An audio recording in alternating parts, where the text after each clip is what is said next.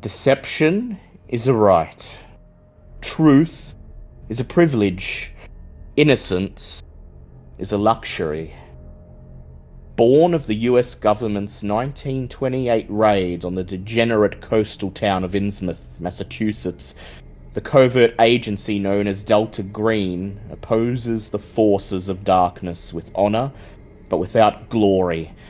Delta Green agents slip through the system, manipulating the federal bureaucracy while pushing the darkness back for another day, at a shattering personal cost.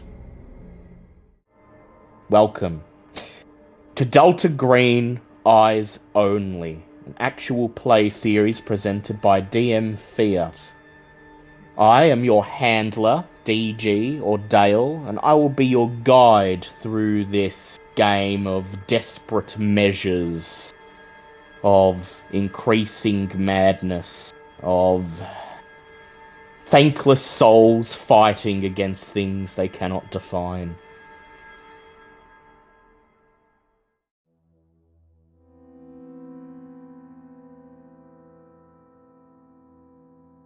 The time has come again, agents. The time when you're pulled away from mundane life, when you're called upon to peek behind the curtain and to gaze upon the inner workings of reality and let that knowledge sit with you.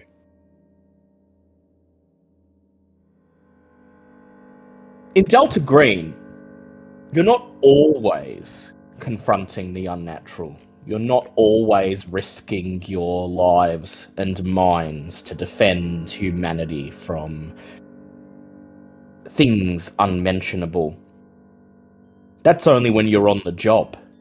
And most of the time, a Delta Green agent isn't on the job. Most of the time, Delta Green agents are simply pretending to be people, living out their ordinary lives, going through the motions, and waiting for that inevitable call from their handler that could be the call that takes them away from their family, their friends, and everyone they hold dear, and never lets them return.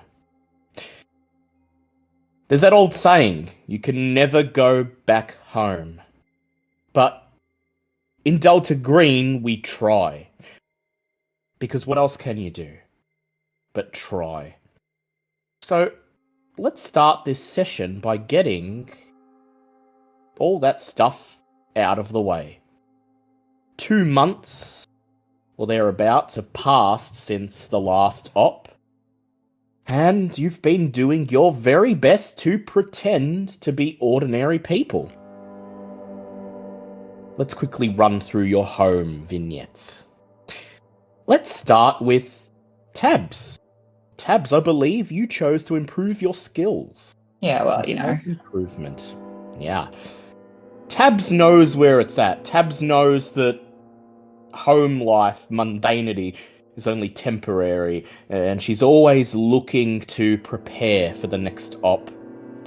So, I would like you to go ahead and test any 2 stats or skills, and if the test fails, add plus 3d6 if it's a skill, or plus 1 if it's a stat. But for each gain, reduce a bond by 1, and tell me which bonds. Okay. I'm probably going to work on strength, which is currently 60. And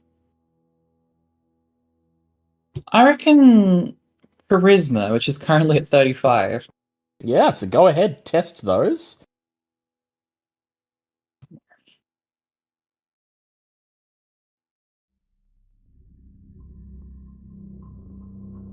Okay, so charisma was a fail. Fail. Lovely. So add +1 to the raw skill, to the raw value, and +5 to the ×5 value. Yep, and strength is 60. I'm rolling. Oh, it's 60. Oh, well. You got it right on the dot. I'll give you a choice. Do you want to pass or fail? So failing harms my bonds. Was that right? Failing harms your bond, but it allows you to increase the attribute. I'll let it pass. You let it pass, alright? Strength remains the same. So which bond's going to bear the brunt of Tabs's charisma training exercises? Okay, probably. Well, it won't be her personal trainer, I imagine. So it's probably going to be Corporal Stephen Hewell, who Corporal was an Stephen old Hewell. compatriot of ours. So go ahead and describe him for us. Tell us who he is and what role he plays in Tabs's life. Look, he's a good bloke. They were deployed together back when they both worked for the Australian Army. And yeah, he's not what you'd expect from a military man. He didn't come from a background of service, and he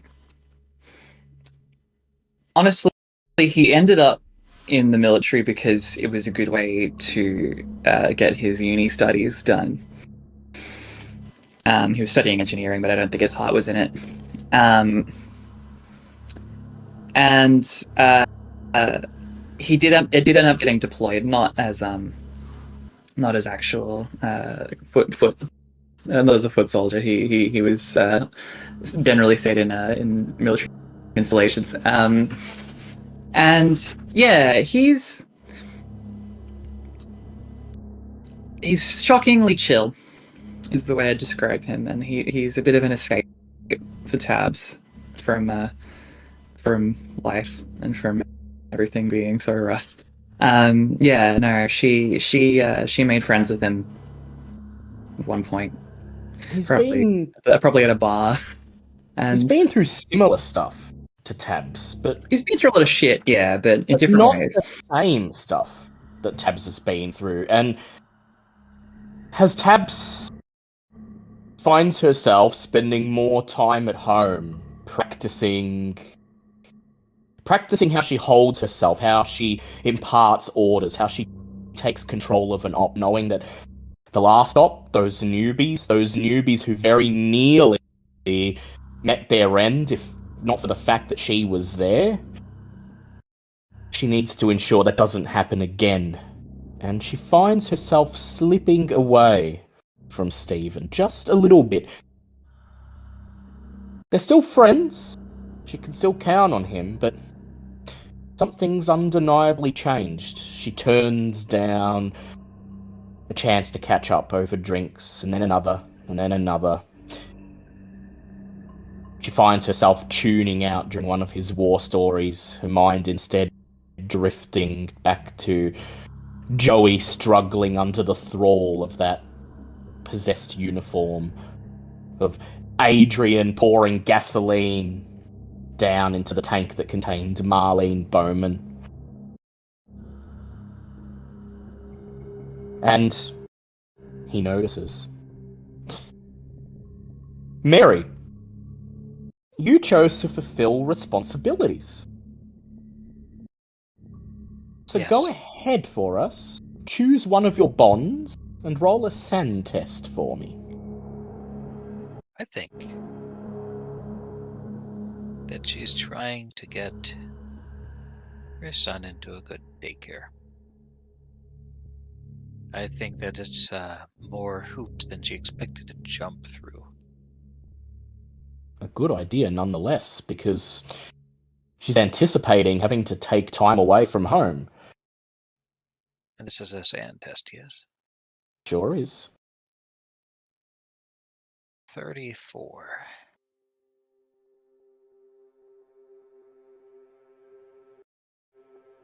Would that be a success or a failure? I think that would be a success. So what's my sanity? Where is it? Oh, 60. Yes, we're good. Yeah, That would be definitely. success. All right. So, add 1d6 to the bond, and then go ahead, explain to us. Introduce Mary's son. Who is he? And how important is he Wow. to Mary He's right now? He's the world. It was a thing. She was engaged for a while, but it wasn't always an easy relationship. And she came to find out that the father, Adrian, was only going to marry her because she was pregnant. They had a bitter argument before he stormed out, and Adrian went and decided the best thing for him to do was go to mug somebody behind the convenience store. He got caught at that, and he's in the slammer doing at least 10 years. So she's had to raise Michael alone, and thankfully her job loosened up quite a lot about telecommuting. She still has to show up at do a few rounds at a few medical facilities, but there's a lot of Zoom calls in Mary's life, and so she's been raising Michael on her own with assistance from friends and neighbors, and he's a beautiful little boy. He's about 5 now, and it's at the point where she's, it's not just daycare, she's also looking to get him into a good preschool. And I think that she's just managed that. I think she has. So, Michael is, of course, Mary's world. She's anticipating having to spend some time away from him, and she doesn't want him to be pining for her, to feel like he's been left by the wayside. She tries school after school after school, and finally manages to find one that Michael likes. The kids there are friendly, he makes friends really quickly, he likes the teachers, and for the first time in his life, he seems to have some form of stability, and, well, that's all Mary can ask for at the moment. Deep down, she knows inevitably it'll all come crashing down. Cass, you chose to keep studying the unnatural. That is correct. Very risky thing, but perfectly on brand for Cass, I think. So, pick one of your bonds, reduce the bond by 1d4. Oh, I actually haven't filled out my scores for any of them yet. Whoops. I'll use mark down the It'll negatives of that later. Yeah, well, the starting score's equal to your raw charisma, usually. Sorry, quickly, what was I reducing my bond by? So you're reducing yours just by 1. Cool. Oh, each of them is the same as my charisma? Yeah, each of them is the same as your starting charisma, yep. Oh, okay, cool. 1d4, okay. That's only a 1. Only 1, lovely. Still an impact nonetheless. Go ahead, introduce that bond to us. Tell us who they are, what role they play in Cass's life. So this person is Ian. He's another project manager at the company she works with. They don't spend a lot of time together, but he's sort of an escape from work at work. So they tend to bump into each other on breaks, or in the break room, or just like in the elevator. And they've got a bit of a ritual where they just complain about things that are going on, because that's the kind of time they have for a relationship together. They get to dump, feel better, and run. It's pretty much all they get. She's always under the pump, and he's always under the pump, but they understand that about each other, and it's common ground. It's a little ray of light between them. But lately, he's been having to shoulder the burden. She hasn't had a lot of time to help bear that weight, because she's been working for Delta Green, even outside the op. The construction company that she works for has acquired the little cabin out in rural New England where everything went down. And she was tasked with ensuring that all traces of that op were scrubbed, that the septic tank was dismantled, and all evidence of it erased before the construction company puts it on the market, ready to be snapped up by one of Delta Green's front companies. So, over the last 2 months, she's spent a lot of time at the site of the previous op, away from her office, away from the people she works with. And her absence has been noticed. There's a number of people who rely on her to do things for them, to be there as a familiar face, to lend aid at important times, and she's not able to do that this time. She'll have to answer for it later. But for now, I'd like you to go ahead and make a SAN check for me, and we'll see if you manage to uncover something interesting in your extracurricular work. That is definitely a success. Success. So, at the end of the last stop, even though the thing that was Marlene Bowman was dealt with, the tank was filled with gasoline, and that thing masquerading as a kindly old woman was destroyed, burnt away, choked up in gasoline fume smoke and flames. The thing itself, the unnatural entity, the anomaly, escaped. And Cass has been assisting another Delta Green field team in locating the trail of this thing, picking up where it went so that they can get the wheels moving to dispose of it once and for all. Cass never quite finds the thing.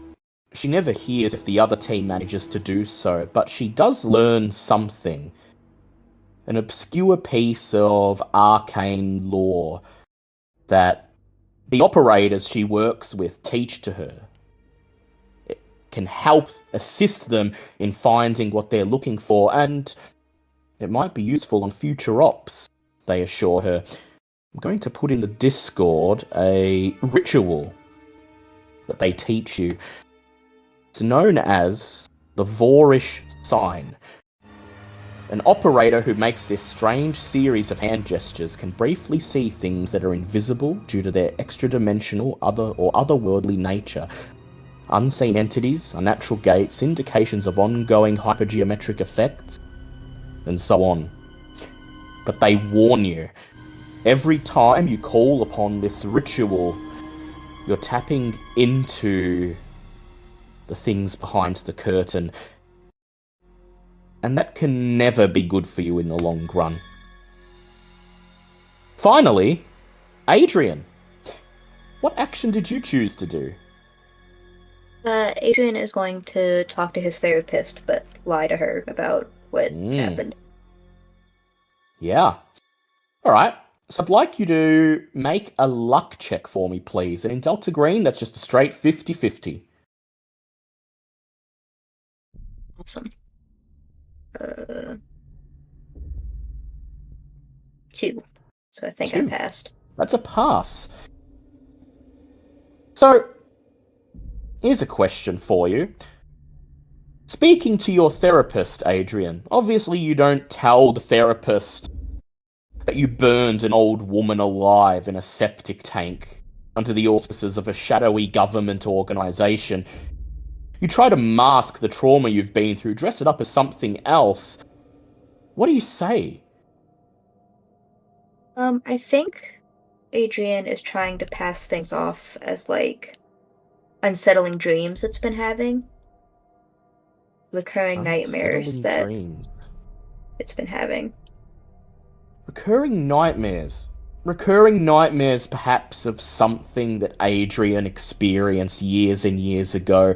Something that it can dress up as survivor's guilt, as opposed to regular old guilt and helplessness. The therapist doesn't know what they're dealing with. They have no idea of what Adrian has seen. But it turns out that there's not a lot of different kinds of guilt. Whether you've immolated an old lady or you're experiencing guilt from recurring dreams of some horrific thing you went through, wondering if it would have been different if only you'd tried something else. The advice for dealing with guilt is pretty much applicable to multiple different situations. It's not the tailored help Adrian needs, but it helps set its mind at ease for now. So you can increase your SAN by 1d4. But I'd like you to pick a bond and reduce that bond by 1. And then go ahead and tell us about that bond. Introduce them. We roll. So Adrian's bond is his sister, Maria. Due to everything that happened, they've had a very tenuous relationship over the years. And he kind of has been acting weird again in a way that's very unnerving to her as someone who was around when everything first started happening.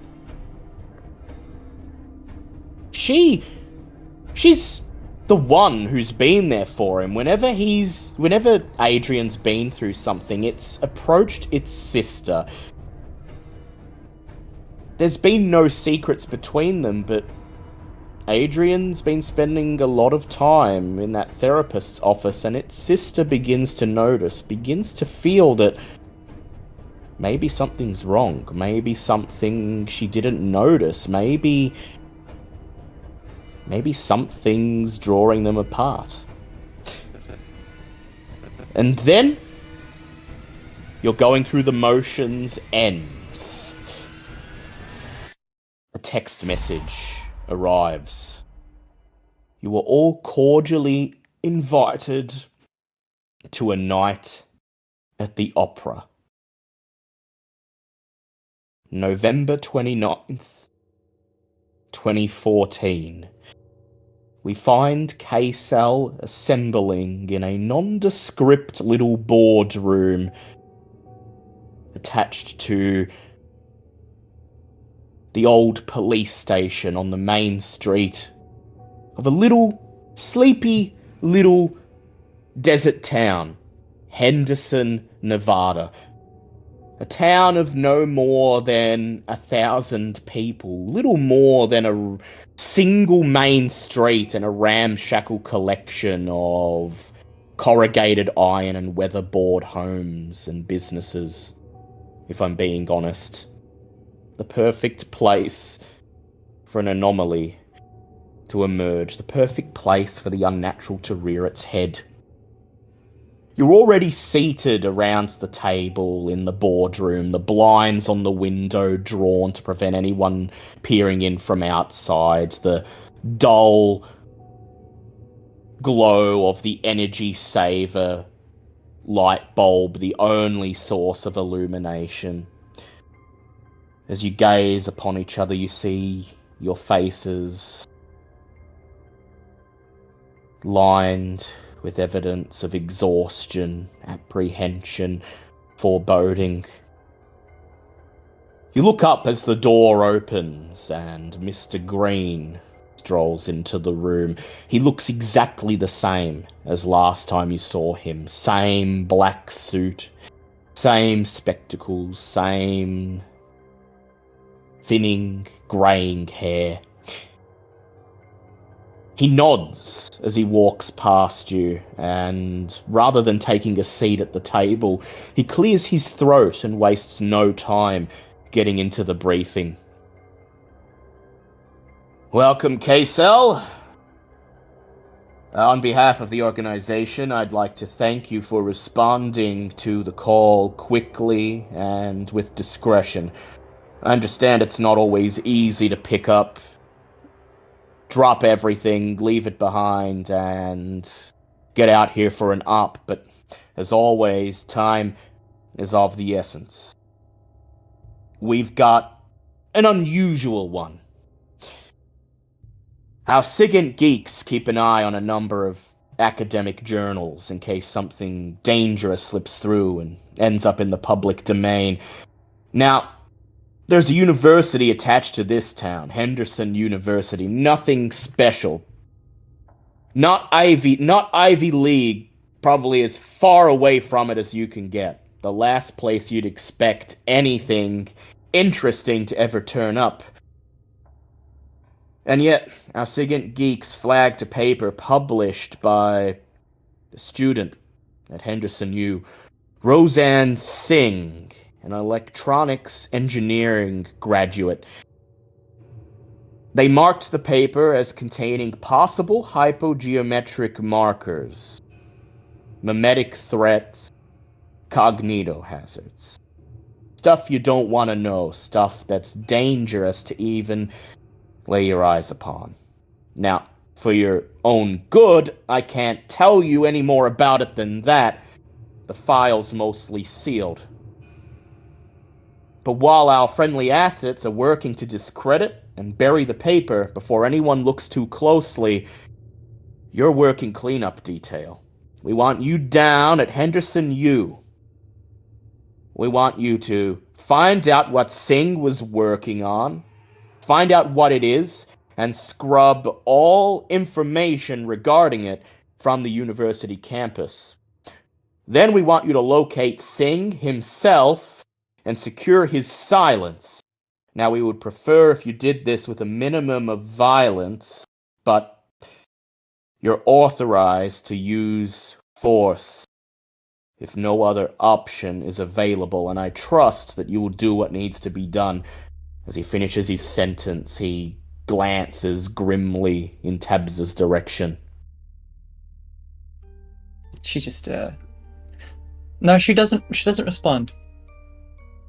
Given that he's a grad student, and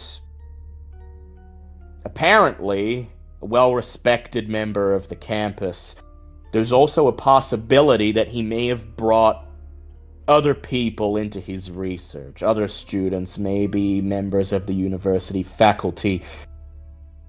It'll be up to you to find out whether that's the case, and if so, deal with those vectors as well. Again, I can't reveal exactly what you're looking for, but our SIGINT geeks have tagged it as being an incredibly dangerous cognito-hazard. I advise not looking very much into it once you find it. Only ascertain that it is indeed dangerous and try not to look any further. We're working with something mimetic here, something that spreads from mind to mind, something that may not present a physical danger, but nonetheless serves to disrupt. Well, I think you can get the idea. So, he clasps his hands together. Any questions before we begin?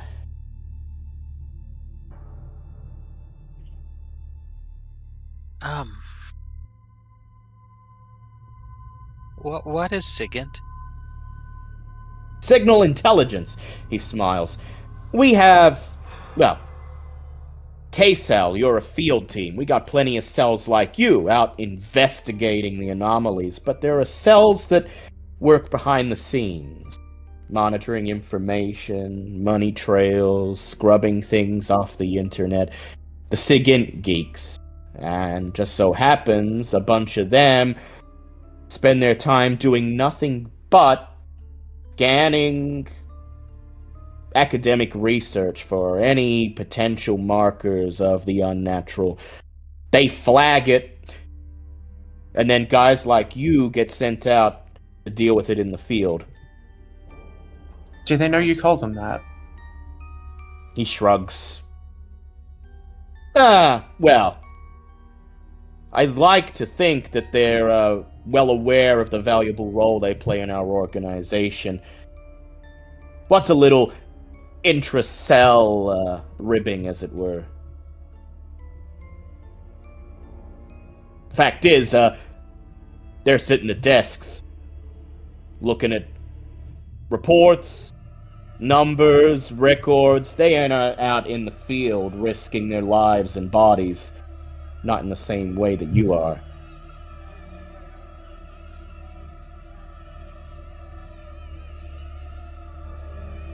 So, what exactly is our plan to just wander onto a college campus and start asking questions? Is there some kind of a Right. story you have for us? Yeah, on that line, what can you safely tell us about the nature of the hazard? Well, first of all, I'll say that we've pulled some strings and we've managed to get a cover for you. Now, we understand Singh has been shopping his research around. He's been trying to get a sponsor. He doesn't want to get into academia. He's trying to secure employment with a number of big companies. And so we've managed to secure some ID for you. Your cover identity will be as employees of March Technologies, one of the companies that Singh was courting that is interested in cutting-edge electronics research. Hopefully, you'll simply have to flash your badges, say that you're here to examine Singh's research in person for evaluation purposes, and they'll let you through. Anything beyond that, well, a number of you have contacts in your day-to-day life. You may have to pull your own weight, but I'm hoping your cover identity as employees of March Technologies will suffice. Now, Tabs, to answer your question, what I can tell you is what's been listed in the report, that Singh's research serves to underline and expressly demonstrate a core function of reality relating to causality and free will that, if illuminated, would shatter the illusion that most people buy into of what exactly reality is. Right, okay, so no big deal then. Alright, but what? So you can't... No worries. Nothing more, I'm afraid. You gotta get down to that campus, find out what it is, find any blueprints, research projects, anything like that, get rid of them, and then deal with Singh himself, and make sure you deal with any additional potential vectors that may aid in the spread of this cognito-hazard. Any symptoms to watch out for? Symptoms? Well, as I understand it, given the nature of this particular cognito-hazard, anyone who's been exposed to it may find themselves acting very irrationally. Now, I can't say more than that, as I'm not exactly sure how this irrationality would manifest. Could be they become harmlessly eccentric, could be they go on a shooting spree because they've learned their whole existence is a lie. Right, so we've got to look out for weirdos on a college campus. I understand the difficulty of the task. After all, everyone you encounter there could reasonably be considered to be strange, but, well, I've been in this line of work long enough, and so have you, Tabs, that I'm sure, suffice to say, you'll know what you're looking for when you see it. She nods. Now, I'm trusting you all to do what's necessary. If Singh's silence can be bought or earned through cooperation and negotiation, that's fine. But if he refuses, all we care about is that his silence is achieved. Do you understand? He is, by all accounts, an innocent. He's someone who didn't know what he was messing around in, but we can't afford to play games of morality here. Tabs doesn't respond, but it's clear she understands. Alright. I think that's everything. You'll find your March Technologies badges in here. He extracts a yellow envelope from his jacket and slides it across the table. A vehicle's already been rented for your use. It's parked in the parking lot out the back, just as you leave City Hall. And Tabs, your usual, has been placed in its usual spot. Out of character, is that still the shotgun, or is it? It's still the shotgun. Okay, cool. I'm gonna use a shotgun for this. Okay. He raises an eyebrow, sort of reading your mind, and he says, I know, but you've been on enough of these ups that you know things can go hairy in the most unexpected ways, and having that shotgun in the back of the car has saved your skin more than once. Yeah, alright, granted. I was kind of expecting more of a, low caliber kind of situation, but sure. Alright, given the information-sensitive nature of this op, I will be out of communication for the duration of the operation. We will meet back here at 0800 hours tomorrow, whether or not you have secured the anomaly, either to debrief or to decide our next move. Aside from that, I will not be in contact. I wish you the very best of luck. Remember, follow protocol, keep a level head, and let's get through this. He nods, and without saying anything else, takes his leave, strolling back through the door and pulling it shut, leaving you all alone in the empty boardroom. Okay, so if you're anything like me in your situation, you're probably wondering what the fuck a cognito-hazard is. Yes, I don't know what that means. Well, it really is in the name. Tell you what, you tell me what you think it is. Incognito means disguised or unknown, so this is some hazard this is a problem that's posing as something else. Yes, but no. Think cognition, not incognito. Look, simply put, a cognito-hazard is something really fucking weird that messes with how you think. Oh. Okay, kind of like a recursive pattern is something that triggers... Alright. It's a thought hazard. Yeah, thought hazard. Okay, I know a little bit about those. I'm less worried now, thank you. You do? My main job is screening psychiatric patients and checking treatment categories and dealing with things like that for doctors. Alright, well, you can lead the march then. Oh god. I'll try. And so, a few minutes later, you're stepping out of City Hall, out into the mostly empty parking lot at the back.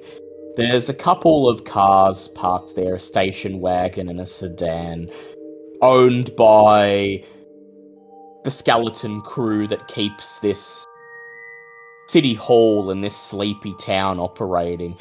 Your vehicle is parked at the very back, right on the perimeter, right in front of the gate that leads out to the street itself. It's almost identical to the vehicle that you used in your last operation. A black station wagon, tinted windows. The only indication that it's a different vehicle at all is that the number plate has a different string of numbers on it, and there's a sticker for a different rental agency slapped on the back windshield. After Tabs takes a moment to verify that her usual is indeed in its place, lifting up the upholstery in the boot, seeing the familiar, comforting shape of the shotgun wedged in a groove there. You climb into the vehicle. The engine roars to life and it carries you out into Henderson, Nevada.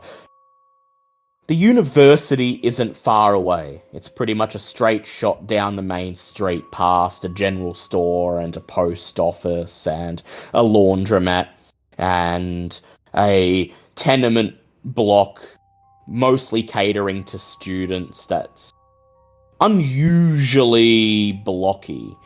It looks like somebody's taken a bunch of shipping containers, painted them white, and assembled them together to form student accommodation.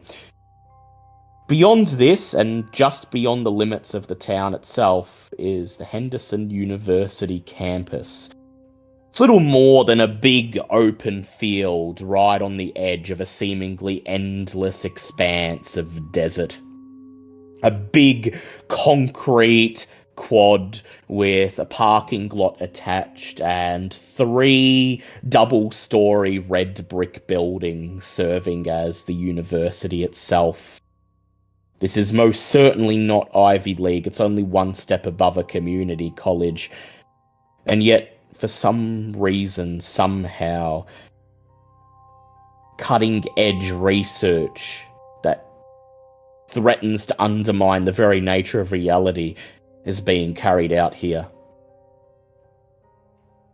Your station wagon slides into the parking lot between 2 other vehicles, a red sedan and a blue SUV.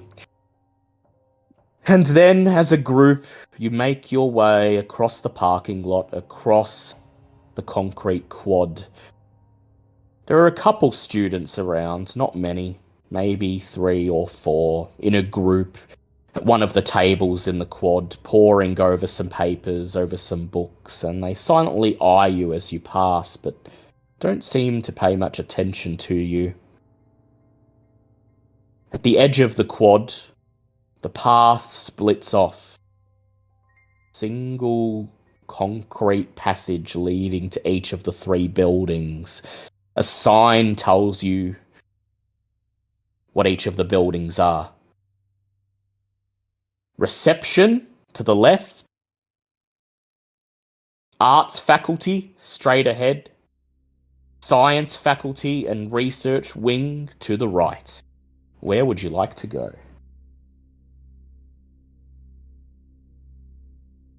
Tabs is gonna let the group think among themselves for a bit before telling them what to do. We should probably go to reception and make ourselves known and our alibis known before we poke around too much and get people nervous. She smiles. That's not a bad idea. What are our alibis? We work for a really generic name, electronics March place. Technologies. Yeah, March Technologies. And we're You're here. looking Yeah, go at ahead. the electrical research that the student was doing, and we want to potentially hire them. Here to evaluate it in person. See if it really works how he says it does. All right, that sounds like a pretty good alibi. So Tabs, at this point, Tabs, do you fish out the yellow envelope, peel it open, and hand everyone their March Technologies ID badges? Yeah, she would do. As you each take a badge that proclaims you to be an employee of March Technologies, you notice that it has your picture, your government file photo, but the names are not your own. The commonality is that they all share an initial. That initial is K, perhaps to signify that you're members of K Cell. As you pin them on, Mary, you notice that your badge proclaims you to be named Callie. Adrian, yours says that you're called Kevin. Cassandra, yours proclaims you to be Kimberly. Oof. And Tabs, yours proclaims you to be Catherine. Yeah, she can live with that. I feel like Cassandra's gonna hate Kimberly. Any comments to make on the names that Mr. Green has chosen for you that are most certainly randomly generated in a computer Tabs would software? immediately remark, it's not so bad. You know, I can be a Kelly. That's all right. I've got no how skin in the statistically game, really. likely is it that we all have the same first initial? Because I think that's more suspicious than anything. Look, I've been What trying do to tell I him know? this for months, but Sort of banking on that. I get a feeling that someone inside is going to launch a coup against this guy at some point. It's gonna be us. The organization works in mysterious ways. So, with Tabs gesturing for everyone to lead ahead, you make your way to the reception building. You step inside through the glass doors into a empty but still very cramped reception office. There's a coffee table covered in magazines that, based on the sun-bleached nature of their covers, the fact that they've been drained of all colour, are all several years out of date. Aside from that, there's no seats, standing room only, and there's a single wooden reception counter with a bell, currently unmanned. And aside from a little plastic rack groaning under the weight of Henderson University pamphlets and course guides, there's no indication whatsoever that this is a university conducting cutting-edge research.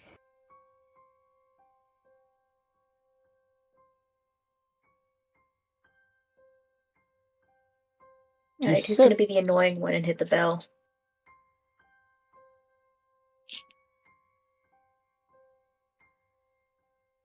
Fuck, I'll do it. Adrian, aka go Kevin, ahead. starts ringing the desk bell. Does it ring just once, or does it ring multiple times? It does like a little shave and a haircut on it. I was gonna say that for this, all of this, Tabs is just gonna be taking. Catherine is gonna be taking a back seat on things. Yeah, just sort of standing behind, leaning against the wall, arms folded, watching what happens. You hear a voice coming from somewhere in the recesses behind the counter. Coming! Coming!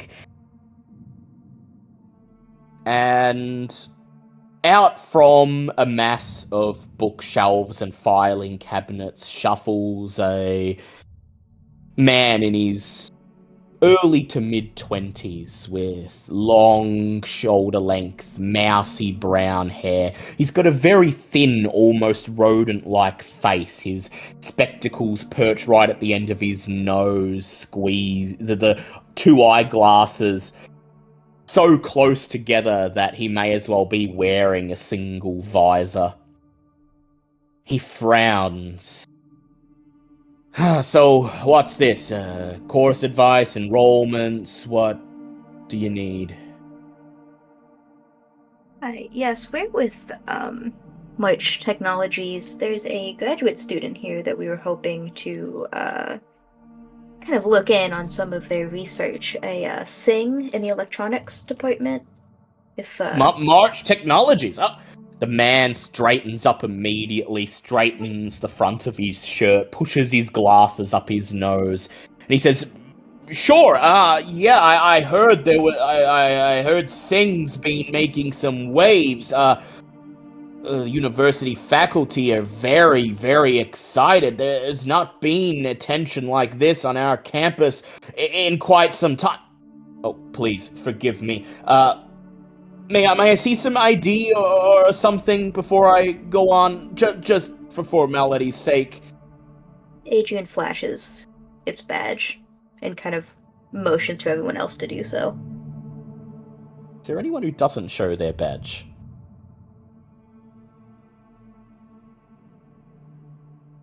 Actually, yeah, Tabs doesn't as an effort in, like, gauging how security conscious they are. That's a good idea.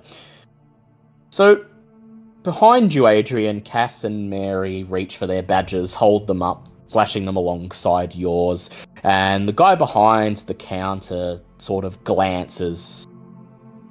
Doesn't seem to linger too long on anyone's badges, not enough to notice your names. He just seems to see the March Technologies logo, and that's enough for him. He nods and he smiles. Shit, so it's true. We do have eyes on the campus. And a company like March Technologies, this is good stuff. The faculty be able to upgrade all of the stuff in the science wing. We'll be able to get some new classrooms, a new advertising budget for some new students. This could be the shot in the arm the university has been waiting for. So, Sing, huh?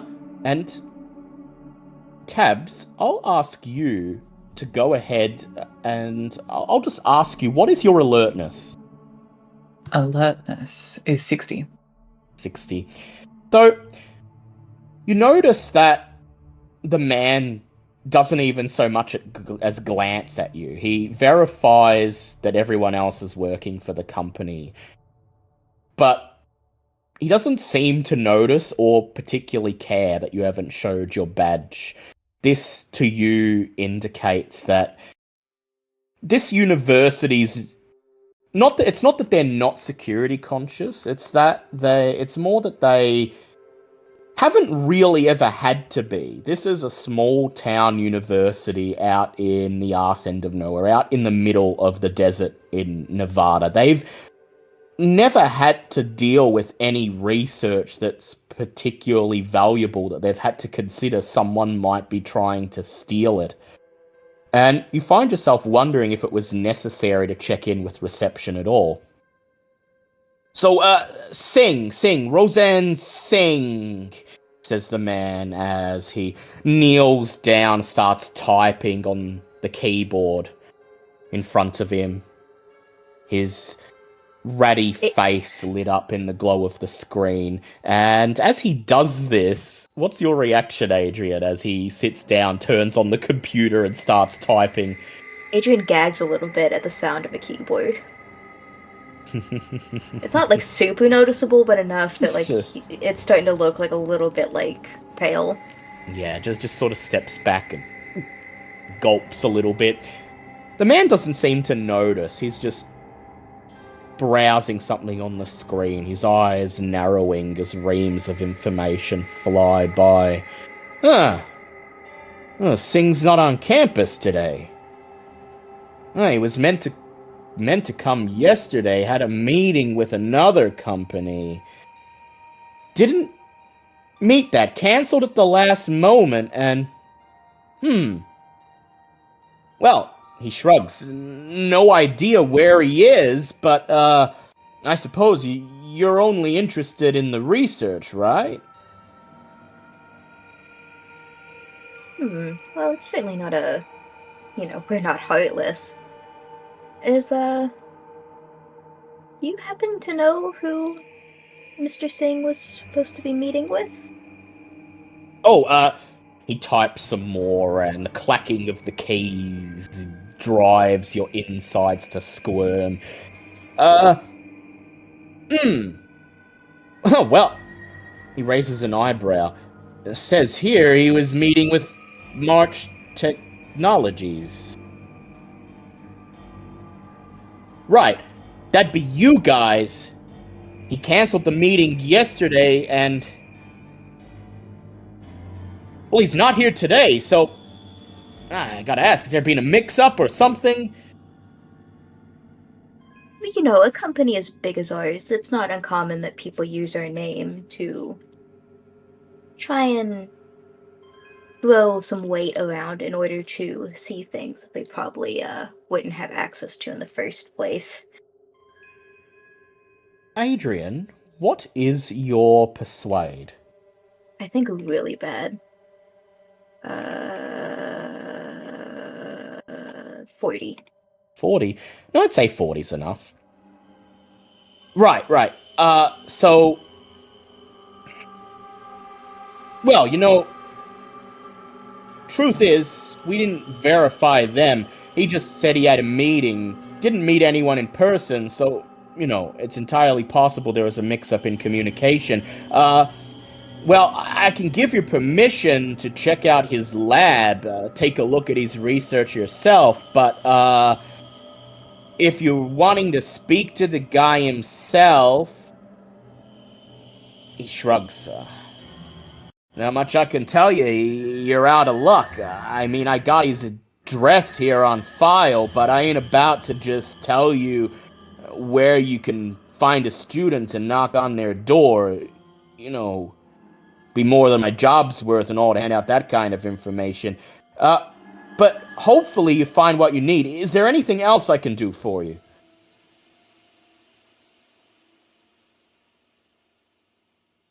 Hold on. Adrian. Says Mary. No. Says Mary. We're here to offer a possible job opportunity to one of your students, and you're not interested in assisting that to the best of your capabilities? The man shrugs. I mean, you know how it is in academia, dog-eat-dog world. If he ain't here for his meeting, ain't here for his proposal, well, that's on him, his problem. In fact, the thing is, he hasn't called in sick, he hasn't given any reason for not being on campus today, so I gotta assume he had good reasons, and it'd be more than my job's worth to just hand out a student's place of residence.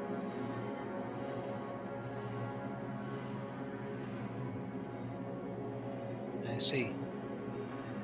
But, look, I can give you these. He reaches onto the counter and he pulls out some lanyards with plastic badges on the end that say visitor.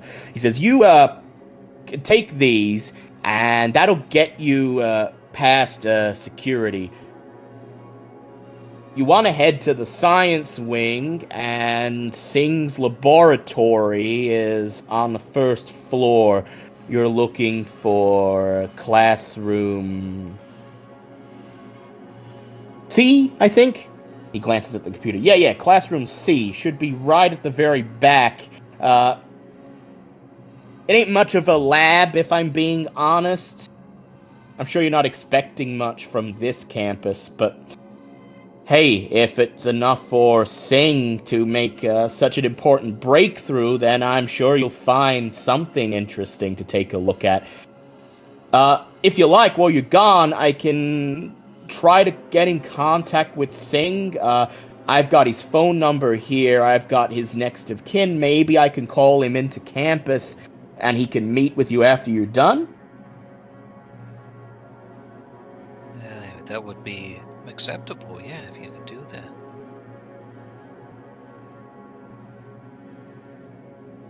He frowns as if he's considering something. And then he says, as you take the lanyards, slide them over your head and turn to leave, he holds out a hand, looking over at Mary, and he says, hang on. You were planning to offer him a job? At March Technologies? I shouldn't have said that. That's confidential But between the company and potential employees. But just so we're on the same page, there is a good chance that... It's not for discussion.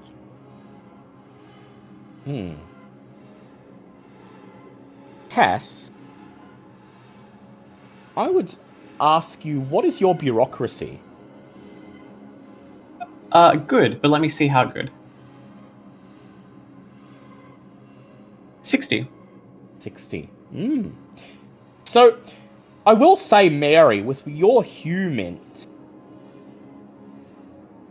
you get the impression that this receptionist is mainly concerned with any potential trickle down that will happen if this university somehow becomes notable. If the university suddenly becomes really renowned and gets a lot of funding, he's concerned with what this would mean for him, whether he might get a pay rise out of all of it. And it's clear to you as soon as Cass says it's not up for discussion that he takes this as an indication that something serious is definitely on offer here. After all, why else would she caution that it's not to be discussed if there wasn't something serious being considered? And go ahead. Mary raises a conciliatory hand, places it on her colleague's shoulder. Things will be contingent on the review and the interview, of course, and that's all I can really say at this point, sir. You understand how it is. It's a pity that there are some minor hardships in our way, but we'll see. I'll ask you, Mary, to go ahead and roll your persuade for me, please. Okay. What is my persuade, anyway? There it is.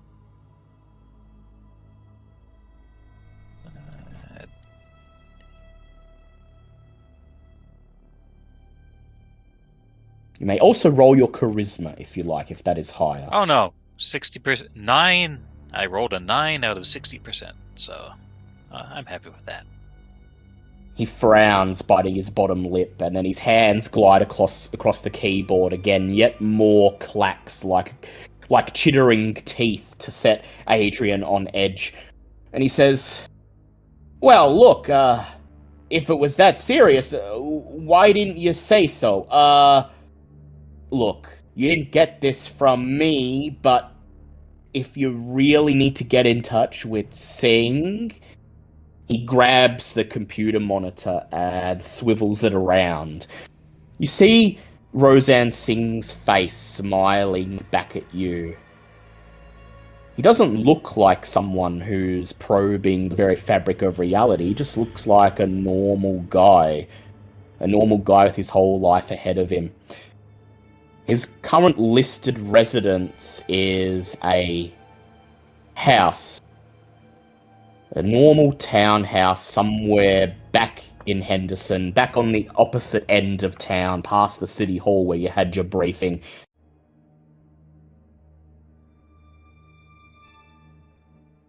Oh, that will help ease things. Thank you very much. It could make a large difference in this young man's life. He nods, giving you a knowing glance, and then he pulls the monitor back around. Okay, remember, you didn't get that from me. I'm sure a company like March Technologies has resources. They could easily find out where Singh lives. But oh yes, quite. Make sure you impress upon him how important it is that he doesn't miss meetings that could be beneficial for the university. Now, remember, lab is in classroom C, science wing. Anyone asks, just show them those lanyards. You should be fine. If there's anything else I can do, don't hesitate to let me know. But I've got some paperwork to attend to. He tips the edge of his spectacles like a hat in your direction, and then shuffles away back into the bookshelves and filing cabinets beyond reception. You have a good day, sir. And Mary is writing the address down as she walks out.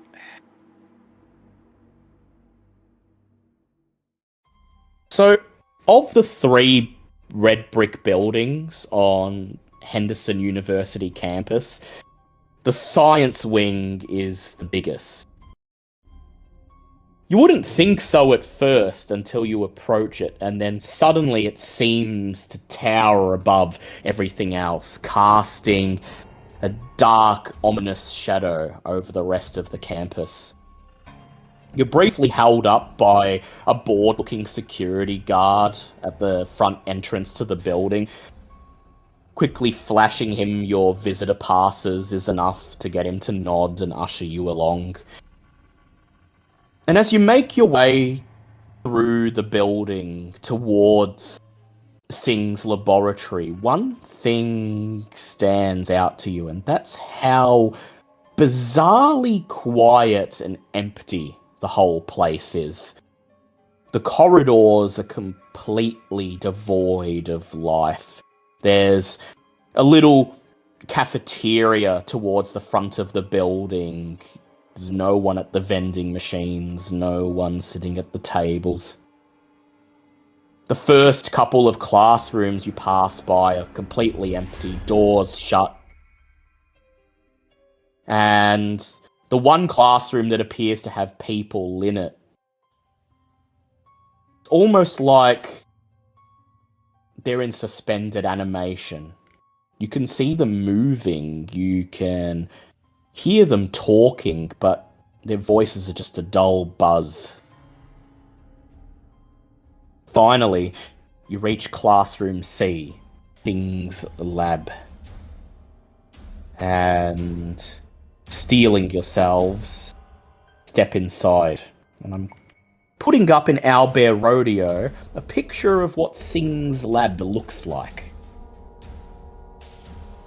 Singh's Lab really does feel like a name of a TV show. It does, actually.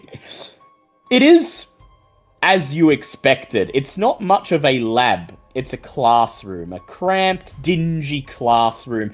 All of the desks have been pushed against the walls and are now currently groaning under the weight of various electronic gizmos, cords, gears, cylinders, bits of glass, springs, piles of loose leaf paper, folders, cardboard boxes. Most of the walking space that's left in the lab is taken up by a huge cylindrical object in the very center of the lab itself. A cylinder that rises from the floor to the ceiling, seemingly made out of a thin metal mesh. And Cass, I believe your computer science is at least 40, right? It is. Yeah. You recognize this big mesh tube as a Faraday cage. For a moment, you wonder why Singh has a Faraday cage in his lab. They're usually used for privacy, to prevent people hacking into your devices, to prevent outside signals from interfering with them. And yet, you wouldn't think of any immediate use for it in research, and yet here it is. The rest of the lab is a huge mess. You think you can see a laptop buried under piles of cords and springs on one of the desks, but otherwise, there's no sense of organization and no clear indication of where you should start looking. Adrian, how are you feeling in this room?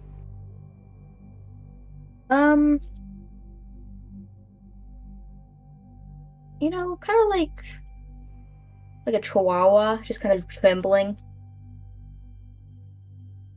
Surrounded by all these electronics. They're disassembled, but they're still electronics. And in a small room like this, that big Faraday cage taking up the majority of it, leaving only enough space to sort of squeeze around in single file.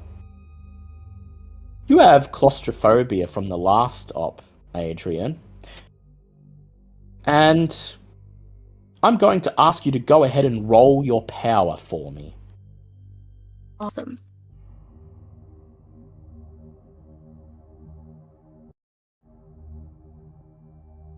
I failed.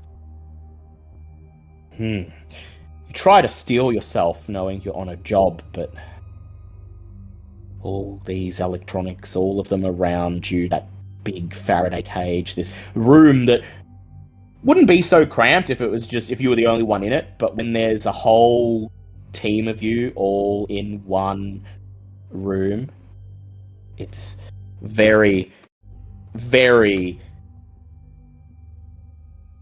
cramped. The walls of the room seem to be slowly closing in on you, those tables pressing in, jostling towards you as you find yourself sandwiched between Cass and Mary. And I'm going to say your claustrophobia kicks in. While you're in this room, any of your skills that are related to focusing on something, perceiving, investigating, you'll receive a -10 penalty on. Otherwise, if you like, you may project on one of your bonds. Remember who you're doing this for, and soldier on through it. Up to you. I'll take the L and take the stat loss. Lovely. So the rest of you see Adrian nervously fidgeting, its eyes wide, darting around, and it seems to not want to venture very far from the rest of you.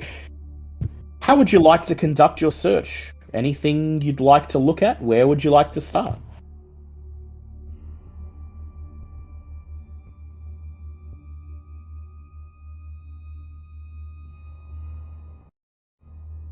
Cass will start with the piles of paperwork. Piles of paperwork. Yeah. Tabs, Mary? The paperwork was going to be her jam, so she'll just Get both do it. There's a lot of it. Yeah, she'll help with that then. Alright. Tabs? Tabs is going to mostly keep alert, but she's going to leaf around the place. But yeah, her attention's definitely going to be split, making sure that nobody gets a possible jump on them. So she's just going to be keeping an eye on things and just seeing if anything stands out without sort of actively searching the room. Yeah, she's going to make sure that she's not too indisposed. Yeah, and Adrian, what are you going to do? You said like no one else was in this building, right? Like it's completely empty, basically. Seems to be completely empty, yeah. Or mostly empty.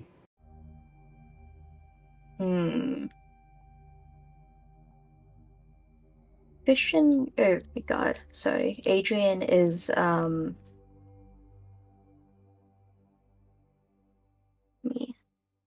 don't know, I guess just try to loot around as much as it can without touching anything electronic, which is going to be difficult, but... Touching any electronics? Alright. So, Mary, what is your... So I'll give you a choice, Mary and Cass. You may tell me either your accounting or your or your research. Let's see. Research is at 60. And Cass, would you like to use your accounting or your research? I'm going to go with accounting because it's higher. Accounting. Yeah, and how much is your accounting? 60. 60, okay, so 120 between you. So, your search takes a long time. You spend the better part of an hour rifling through all the papers and folders and cardboard boxes scattered among the various repurposed desks. Most of it is mundane. Requisition forms for parts, manifests, receipts. Old notepads covered in seemingly meaningless equations and things of that sort. But you do turn up something very interesting, or rather two things. After cataloguing most of the papers and notes and determining that it is mostly mundane, you turn your attention to another cardboard box full of folders, and this one, as soon as you open it, you know you've hit pay dirt. In the box are a series of rolled up long tubes of paper. You instantly can tell that they're blueprints. You slide the rubber band off them and unfurl them, clearing some space on one of the desks and peering down at a blueprint of something, a device, a mechanism. It's hard to make sense of most of the technical details, but Mary and Cass, do either of you have SIGINT? Absolutely not. Just the basic 20. 20? Oh wait, no, I do have it then, 20. Well, I'll ask you to go ahead and roll SIGINT for me.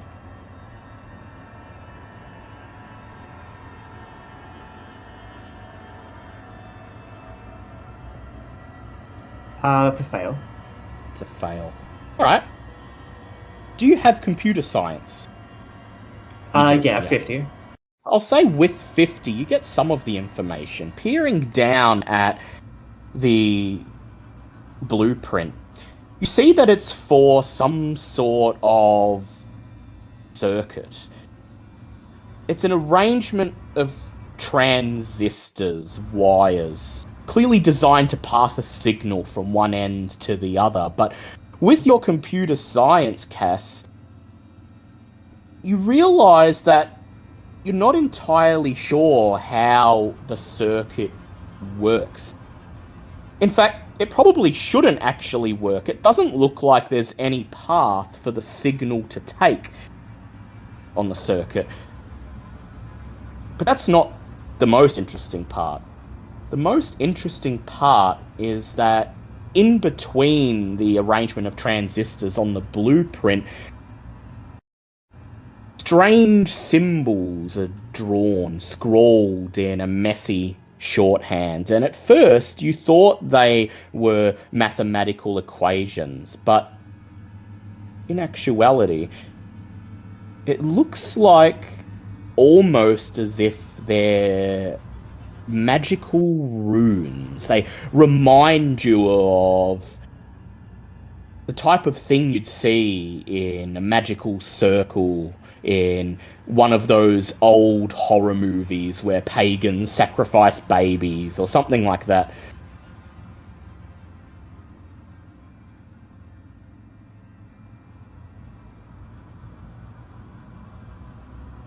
Do either of you, Mary or Cass, have a cult? Nope. Yeah, 10%. 10%. Oh, 10%, yeah. Well, I'll Tabs allow has you... 20, if you want to bring it up to her. Tabs has 20. And what is your unnatural at, the both of you? 0. 0. And Mary? 0. 0. Well, okay. So I would say, I probably didn't mention this after the last session, but you would have each gained 1d4 unnatural after that. Oh. So Okay, go ahead, well, roll I'll just that do now. A quick roll. Yeah. So Mary and Cass, do either of you have at least 3 points in unnatural? Yep, there's 3 points right there. That roll is to gain an unnatural, right? Yeah, from last session. Okay, that's just a 1 then. It's a 1, yeah. So it's clear to you, Cass, that something's not right. The signal should not be able to pass through, at least according to this blueprint. You haven't even seen the real device itself. You're not sure if it's even been made. But you, Mary, those runes, those glyphs, scrawled in between the various nodes on the circuit, I'd like you to make a SAN check for me, please, Mary. Okay. Yeah, what's the worst that could happen? This'll go fine. 16! Hey, it did go fine. Alright, your SAN goes down by 1 as you realise that you recognise some of these runes. Not all of them. I'd say about half. Not sure where you recognise them from. You read a couple of occult books since last op, and before that, ever since that strange incident where the clocks ran backwards, you scoured the internet for any information that might help you understand what you'd been through. And it was somewhere in that you first saw these runes, and you can't quite remember the proper context, but you understand that some of these runes have something to do with fate or time. Yeah. Mary goes white. These mean either fate or time. These right here. Habs, I'd say you can hear you can hear Mary vocalizing. It's not a big room. You find something? These mean either fate or time. Yeah, do you want me to roll? If you want, you can roll your occult if you like. It's a fail. Fail. You glance over at the blueprint and they just look like weird maths symbols to you. And Tabs asks, how do you figure? I've seen them before. With the thing that got me into this operation. That day when everything reversed. And I was stuck there, and I couldn't do anything, and I just had to watch it. All right, soldier, calm down. Okay.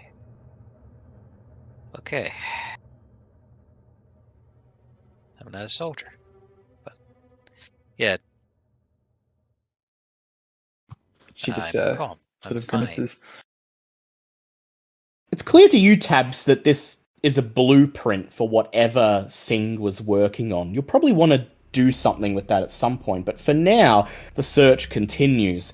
Mary and Cass continue rifling through the boxes until they're finally done. They set the blueprint aside. Nothing else in amongst all these papers and folders is of any use. However, now that all of the papers have been catalogued and the cardboard boxes have been shoved out of the way off the desks, you finally realise that there's a laptop closed, folded away, hidden under what was, until a couple minutes ago, a pile of papers and folders and cardboard boxes. Cass grabs the lid, slides it open, and the laptop turns on immediately, leads to a login screen with a picture of Roseanne Singh's face on it, asking for his password.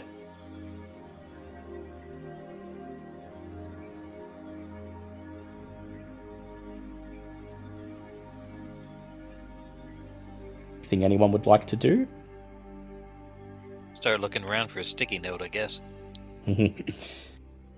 Cass, with your computer science, you might be able to hack in, but you have enough computer science to know that this would be a tricky task and might leave traces in the university's system. There is no way she'd be hacking into it. Yeah, so she's just going to search for some sort of sticky note or something with the password on it. Alright. So, next we will go to Adrian. And Adrian, you're doing your best to try to pick through the junk. Trying not to touch any of the circuit boards or clearly electronic things, trying only to touch the analog, the mundane. I'd like you to go ahead and roll me either a research or alertness. And I'm asking you to roll because your claustrophobia is currently in effect. Okay, so I have 10 less and everything I'm rolling So for 10 right less now, and right? everything, yep. Okay, well, it's the same anyway, so it doesn't matter. Did not pass. Did not pass. So you can take that, or you can project on a bond to push the roll if you like. No. Adrian will take his lumps. You continue picking through stuff, but before long, the air in this room, it starts to grow stale. It starts to grow hot. It feels like wherever you move, you're rubbing against someone else, bumping into them. You barely have room to think. You barely have room to breathe. I'd like you to make a sand check, please.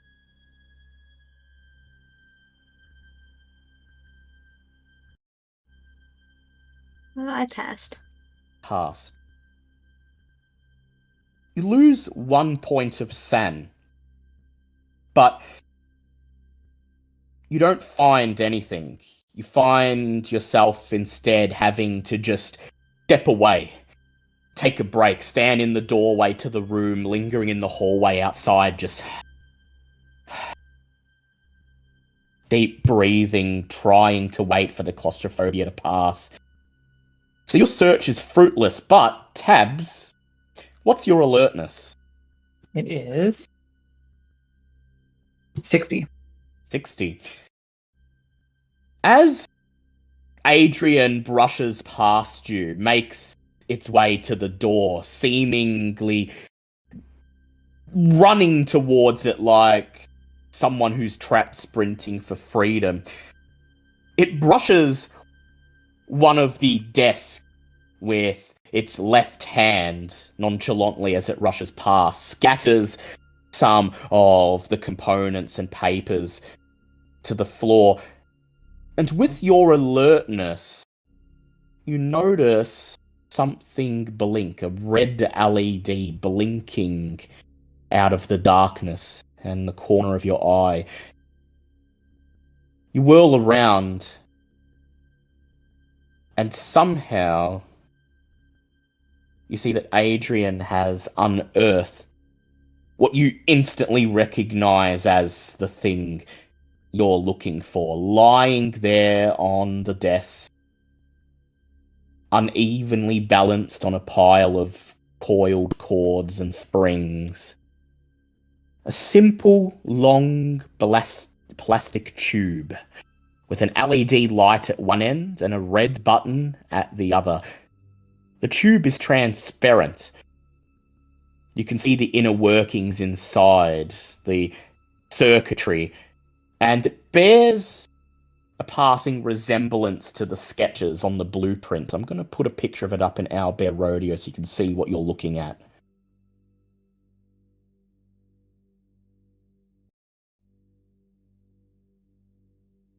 LED light at the end. God, a laser pointer. Yeah, it resembles a laser pointer, though a lot longer, about 30 centimeters long, big enough that you can hold the shaft of it in your hand. The LED light at the end blinks momentarily as Adrian seems to brush past the object. And then it dies. It stops, lies inert. Meanwhile, Mary and Cass, I'd like you both to roll either accounting or alertness for me.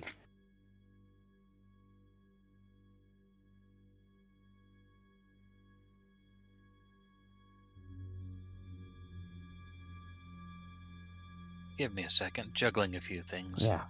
But Yeah, it's Tabs... a fail. Fail from me. Fail. Yep.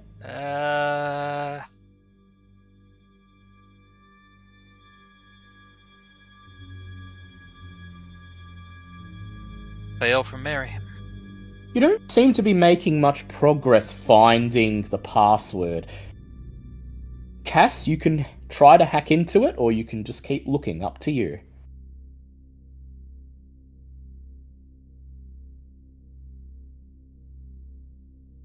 No, there's no way she's hacking into that. You keep rifling through stuff, hoping that somewhere... Hold on, why do we have to get into the laptop? Well, it seems to be Singh's laptop. But what? Why is that important?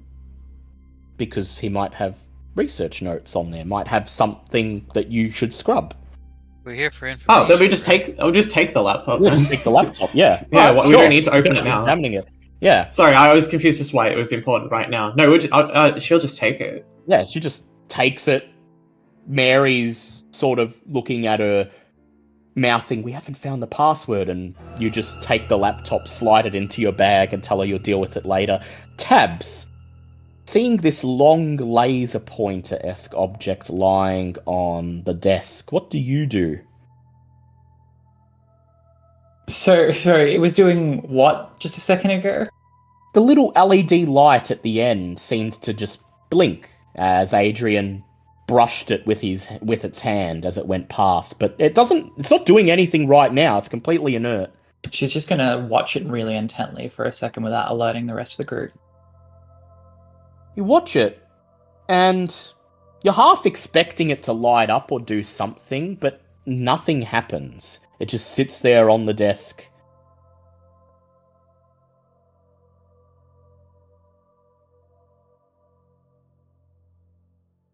It's about this time that Mary and Cass and Adrian, after clearing its head and coming back into the room, will have finished their own business. And you all see what Tabs is staring at. You gaze upon it. The long cylindrical object on the desk. Tabs is staring at it something fierce, but it doesn't look particularly dangerous.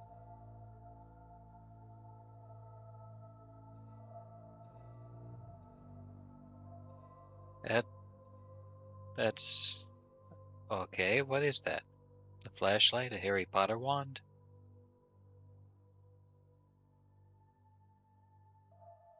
I mean, it kind of looks like a laser pointer, but... Very clearly, the device depicted in the blueprint.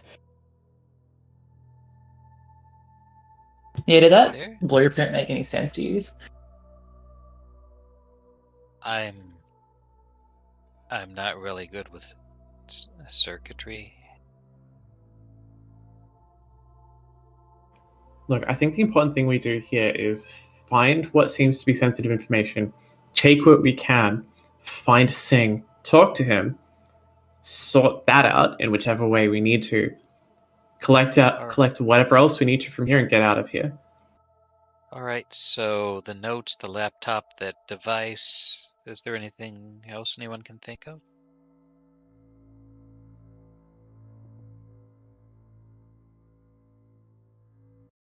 The blueprints themselves as well. Most definitely. I'll ask a question then. Who's going to be the one who picks this object up? Because it's clear you have to secure it.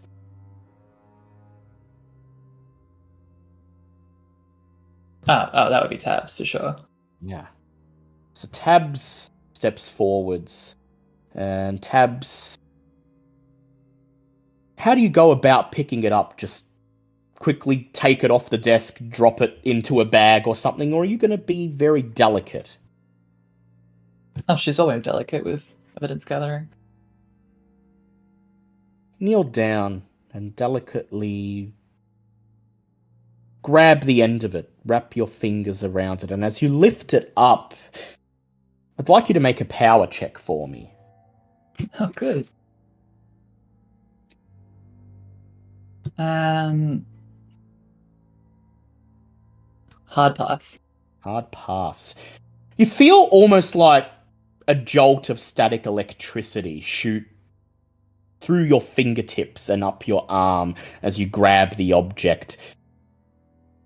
It ends as suddenly as it began, and now the object sits in your hand, still inert, still seemingly doing nothing, but you find yourself strangely curious about the button at the end, wondering what it does.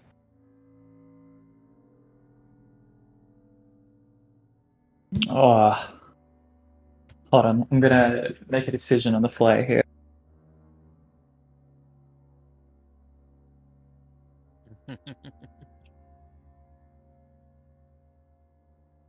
No, she's not going to press it. Not gonna press it? The tarot say I'm happy with what I've got.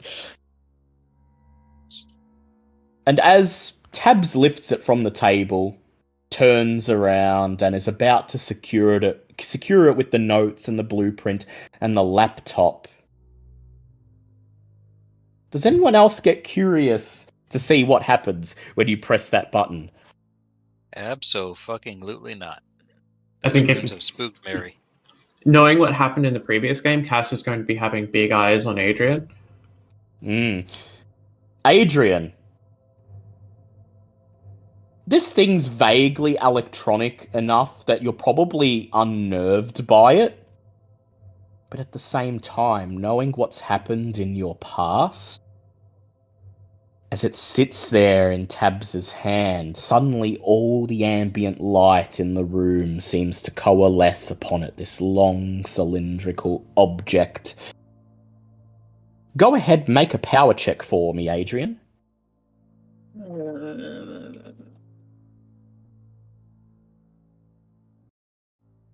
I failed that.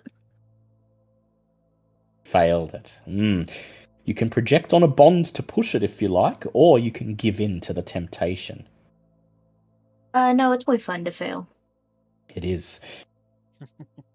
Suddenly, Adrian darts forwards, and it yanks the object from your hand. Adrian, this thing seems to call to you. Something, a strange feeling you can't quite define, lingers in the back of your mind. Somehow familiar, yet somehow not. Curiosity, but forceful. You have to press the button. You have to know. This is somebody's research. Somebody's research has led to this. And so, Adrian, you find, seemingly of its own accord, your thumb sliding along the shaft towards the button. So Mary's running out of the room. Mary's running out of the room. And for the record, I'm doing this to Adrian because Adrian accidentally already brushed the object as it was fleeing the room before. So it's curious. The object seems to call. And Adrian, as your thumb glides towards the button, and you're just about to press the button, just about to press your thumb down on the groove, the red LED at the end of the object blinks. Boom.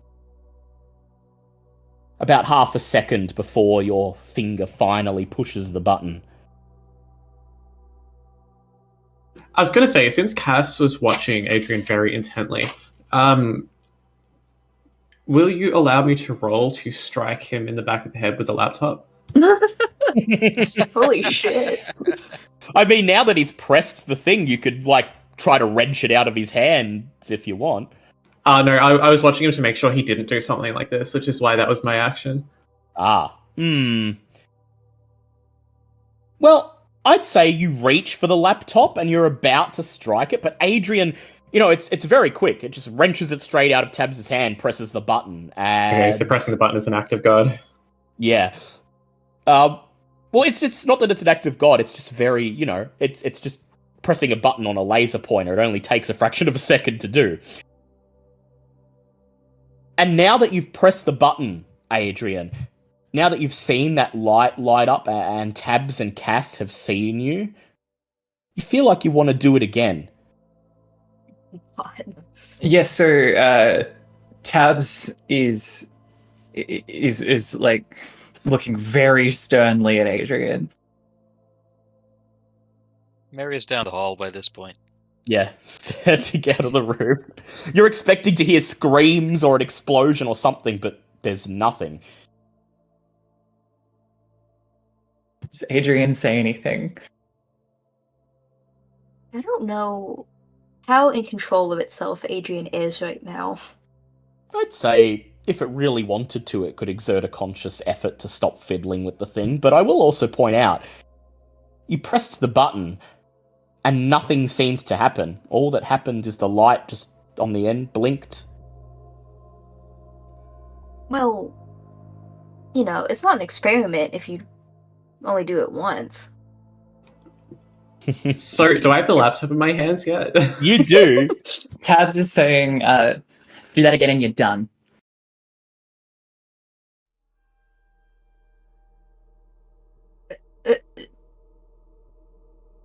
I really don't want to, but I also really, really want to. The fact that I'm touching this makes me want to vomit.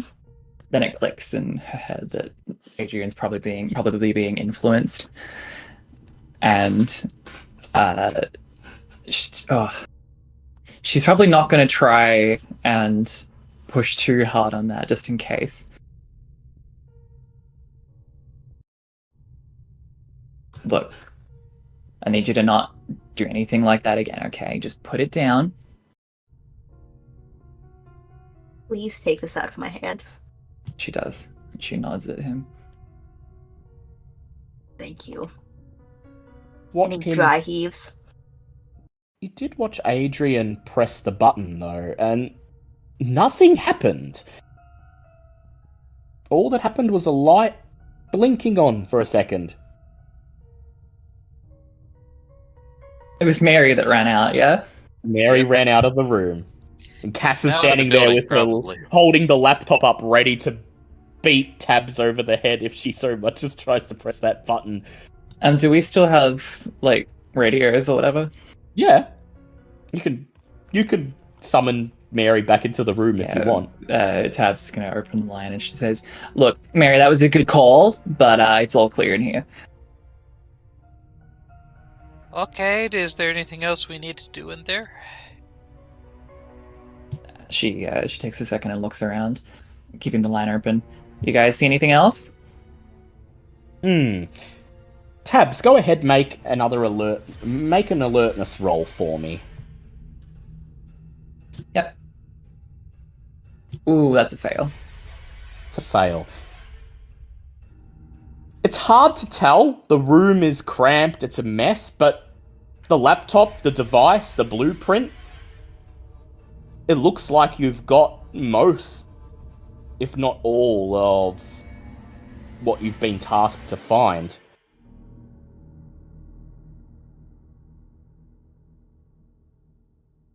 All right, we're heading out then. That's about what I thought. So yeah, when you come out here. Yeah.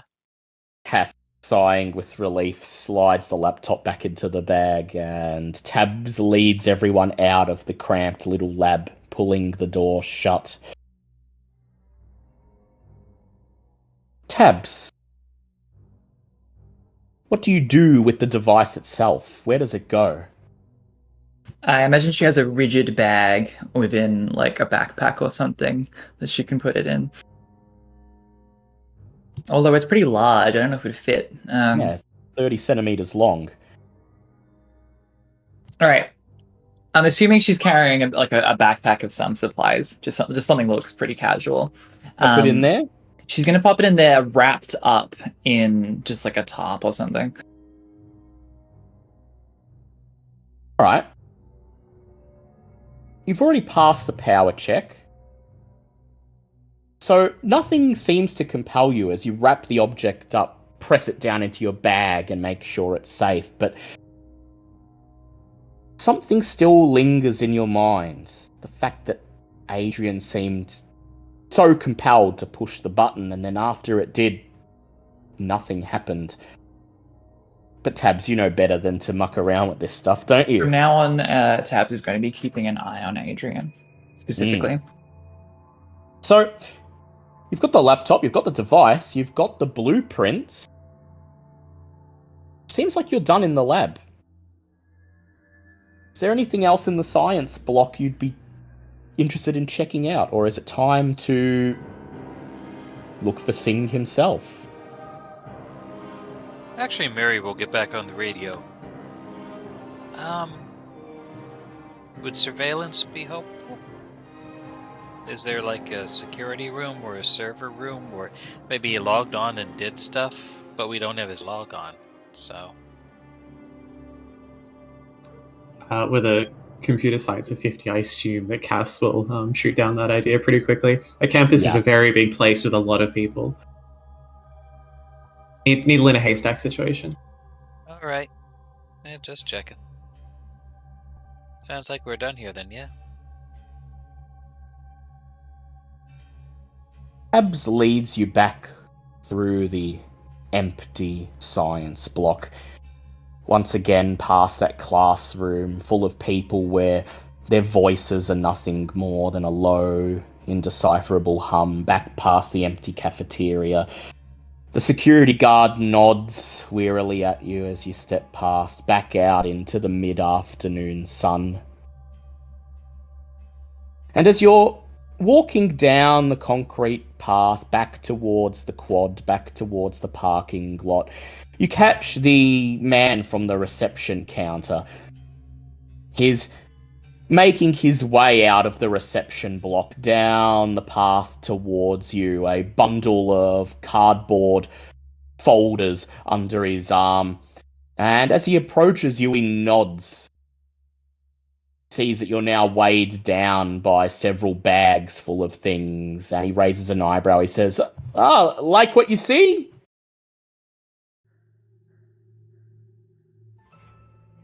Yep, good stuff. Prospects good for Singh then, hey? Yeah, looking great.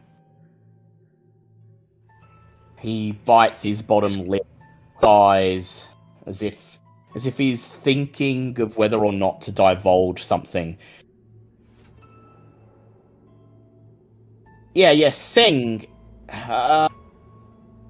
See, the thing is, well, yeah, it was Singh's research, but damn, it doesn't feel right that only he gets the credit, you know?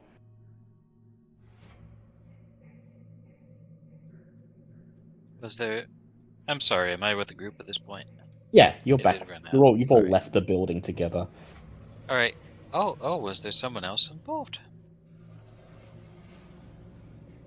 Well, on the paper, no, it's just Singh, but, he had a couple of friends that were helping out. It just, look, it's nothing. I thought it doesn't feel right for him to get all the credit, but... It would be a good interview question. It would help keep him honest. So... He frowns. He says, look, far be it from me to get involved in March Technologies affairs. You came here to offer Singh a job. I can't very well ask you to offer Sarah and Elijah a job too. And yet you've brought them up. Well, like I said, I don't really like the idea of Singh taking credit for...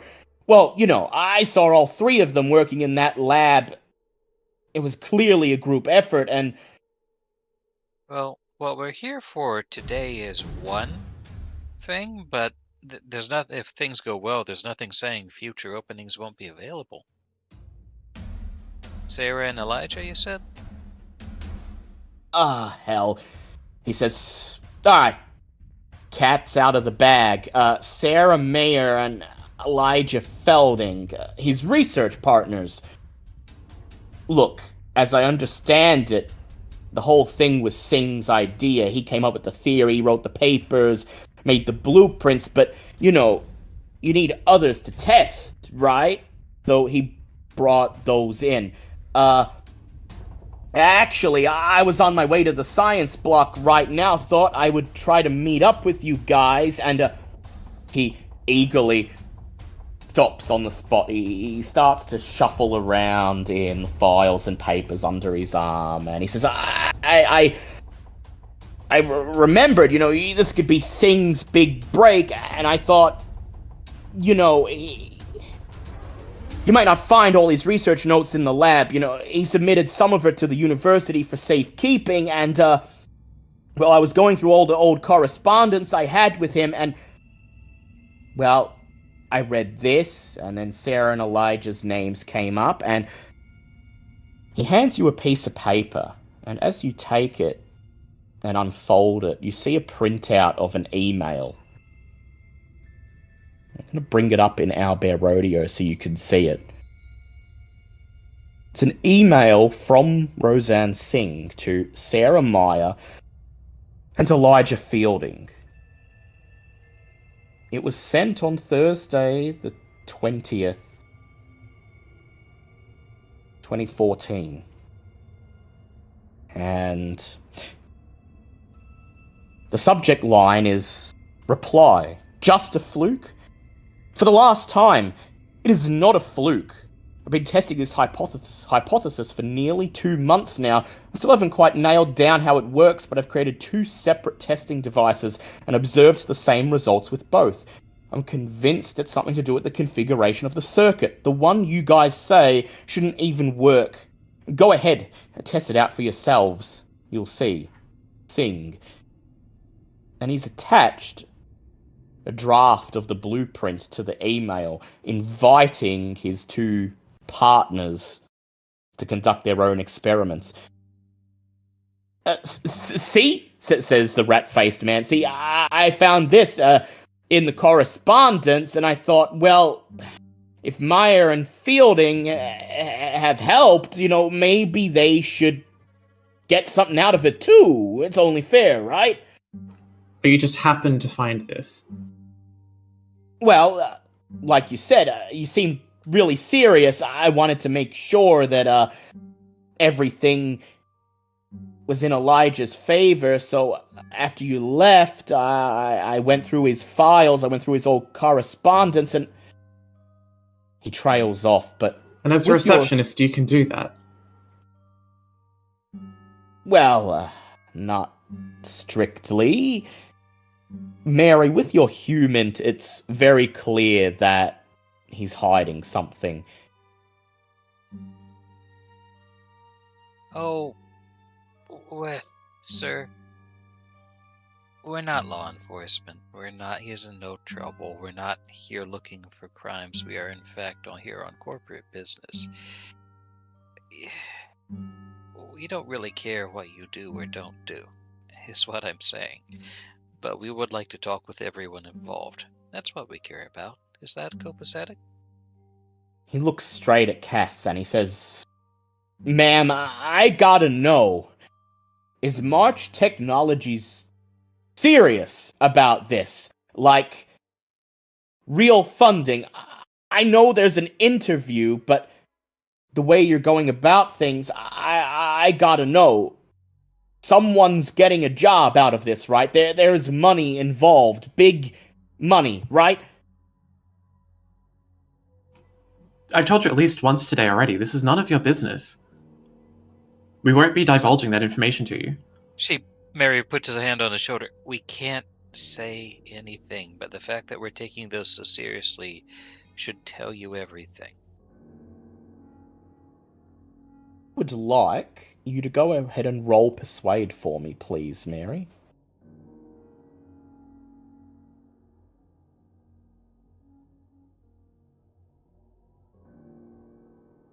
Now is where I ask if anyone is picking up anything more supernatural going on in this conversation. That's a success. So, Tabs, if you like, you can roll... How many points in unnatural do you have? Unnatural? 0. 0. Well, you What have does that 1d4. actually cover? Well, you have 1d4, so unnatural just represents your familiarity with the unnatural. So you would have 1d4 from your background and then 1d4 from last session. So you'd have 2d4 of it right now. Okay. Let me do that.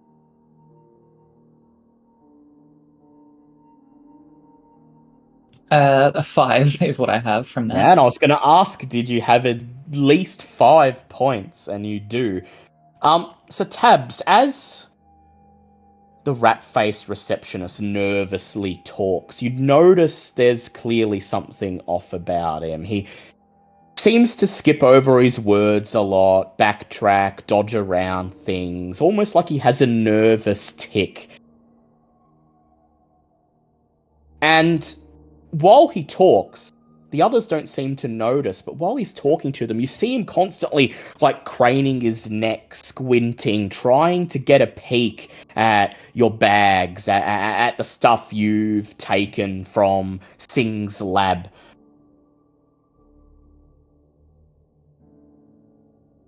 It's very... It seems reasonable to you that something is compelling him to push deeper than he ordinarily would for being just a receptionist.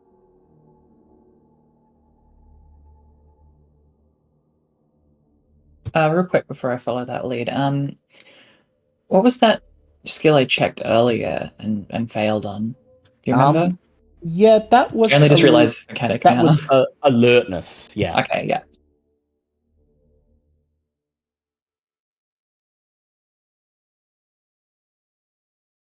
Yeah,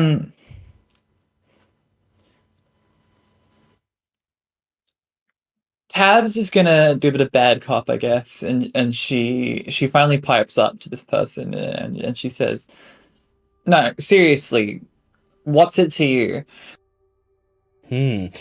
Tabs, what's your intimidate? Wait, we don't have intimidate in this Yeah, I was gonna say. Tell me, what is your law or military science? Law is 0. Military science is 60. 60. So let's say we can apply military science to say you're putting on the air of someone who's in control. That's a pass on that. Giving a very vague, impression that you're calling the shots. He stops mid-sentence and he says, well, look, I've seen the thing. I've seen it with my own eyes, and it's... I don't know how it works exactly, but I know it's important, and I just want to make sure that everyone involved gets all that's credited to them. Look, I'm just a receptionist, but even I can tell something like that. That's a real breakthrough. Have you interacted with it directly? Yeah, like, Singh brought it in, when he had his first test device, and he said, go ahead, press the button. And I did, I pressed the button, and oh, my... Have you seen it? Seen what? The device. I mean, you went to his lab. Yeah, I've seen it. What are you getting at, though? You pressed the button, didn't you? What are you getting at? He smiles, and it's the most cold, sinister smile you've ever seen. What happened when you pressed the button? I'm asking questions here right now, okay?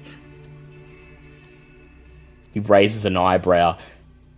He peers over at Adrian. And he says, brimming, "You've pressed it. I can tell. I can tell by the look on your face. You've seen it. You've pressed it, haven't you?"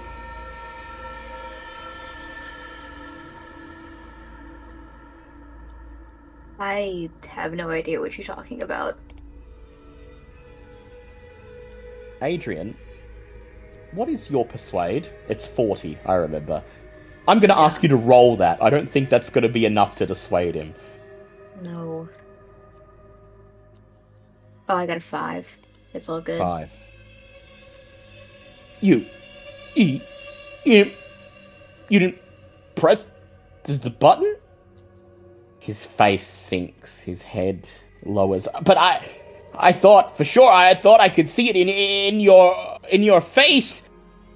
Sir, we are here to examine things and talk with Mr. Singh, and going into his laboratory and pressing buttons without his permission would not be an optimal usage. With your persuade, Mary, I'd say that'd be enough. And he nods. He says, "Oh, I just thought, if you know what Singh was working on, I mean, how could you resist?"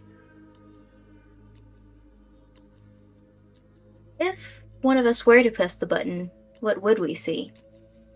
Well, I mean, the device, I'm sure you found it in the lab. It's a long tube, like a laser pointer, right? You press the That's not button. what I asked. You press the button, and the light on the end lights up for a second, but... Well, the light turns on just before you press the button, doesn't it, right? It's like the thing can tell that you're going to press it. It turns on before you do. You that impressed by a proximity sensor, or is there something else to this? No, it ain't no proximity sensor, ma'am. I'm sure if you've seen the thing, you'd say that you can fit a proximity sensor in that. Think you could? I said the same thing to Singh. He assured me. He said no, it's just the circuitry, but he seems unconvinced. No, I don't know. A proximity sensor and something like that. Come on, the thing fits in the palm of your hand. Yeah, I you've assume got with computer science of 50, Cass would be able to determine that a proximity sensor is minuscule. Yeah, when is this set? 2014. Yeah, I mean, this guy's... Who's got a smartphone, probably? This guy's a receptionist, though. He's not like a techie, but if you want, you can explain it to him, Cass. Like, you assure him that you very much can fit a proximity sensor. Oh no, she doesn't care about convincing him of anything. She just knows he's full of shit. I don't know. He shakes his head. I saw Singh open it up. He proved it to me. Ain't no sensor in there. It's just the circuits, just wires. We're going to have a talk with Mr. Singh and his companions. Can we get back on that topic? Right. I Sarah. did roll a successful persuasion check earlier. Sarah and Elijah. Yeah, they're both in student accommodation. You don't have to go far. Go off campus, down the road a little bit. Looks like a big pile of shipping containers that someone stuffed together. But his eyes glimmer. Once more he peers over at Adrian. He says, You sure you haven't pressed it? I mean, Alright, conversation's over. That's enough. Thank you very much for your interest, sir. I believe we're done here. You step away before he can say anything else, just leaving him hanging, his mouth open, his hand raised as if he's about to ask another question, but you're already several feet away from him, making your way across the quad towards the parking lot. Tabs cracks. You've seen that app that looks like you're pouring beer when you turn your phone? Yeah, something's not right with that guy. I can see why he's a receptionist and not a professor. That was entirely the opposite of a professional, and that man would be fired if he tried to get anywhere near my job. Just say. Bill. Adrian. You shudder as you realize, as not all there as the man seemed, as casual and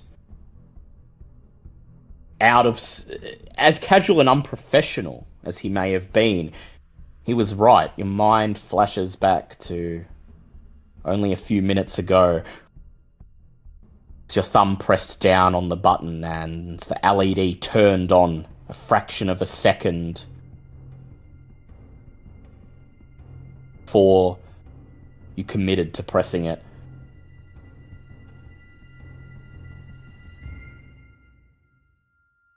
So, that stuff you said about like proximity sensors and stuff, that's true, right? Like this isn't. They've been Doesn't, making like- toys for children that do similar things since the 70s. Yeah, look, not super impressed by that, but you seemed really eager to press it. You know.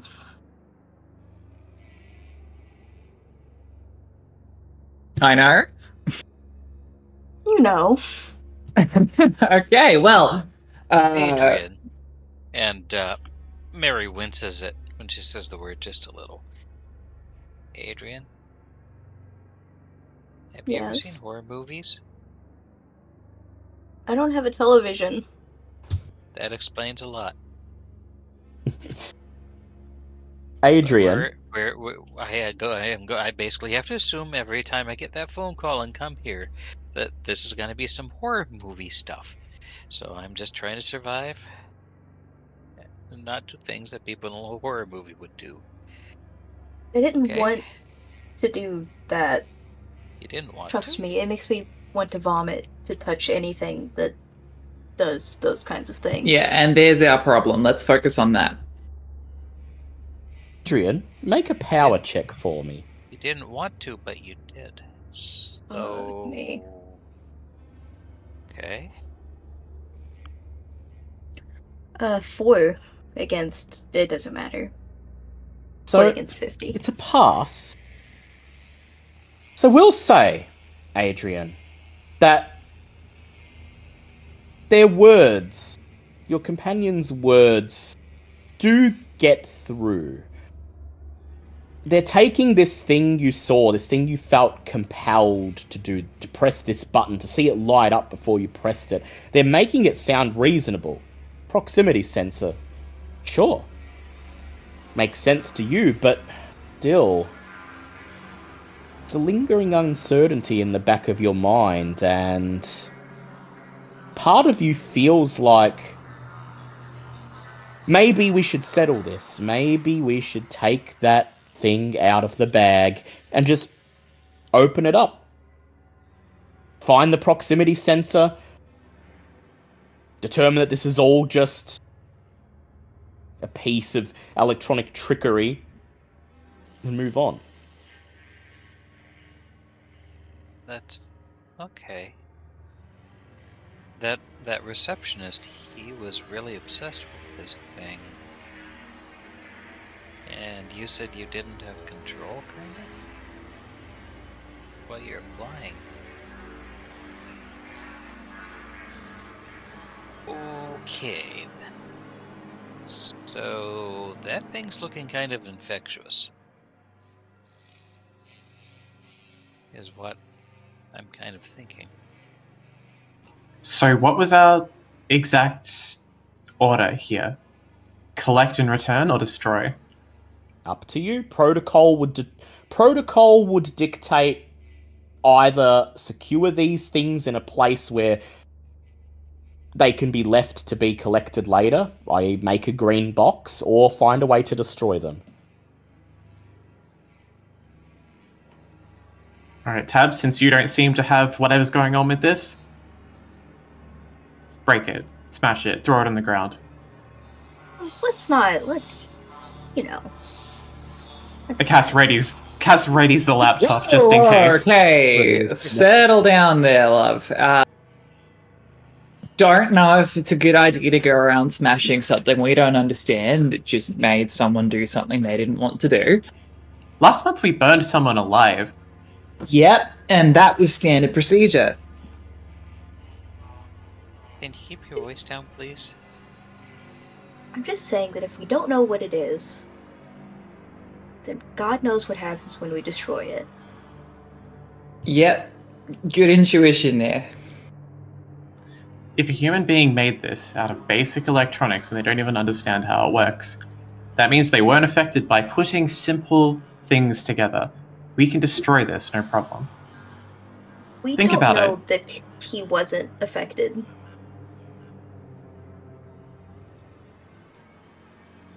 That has no bearing on what it actually is.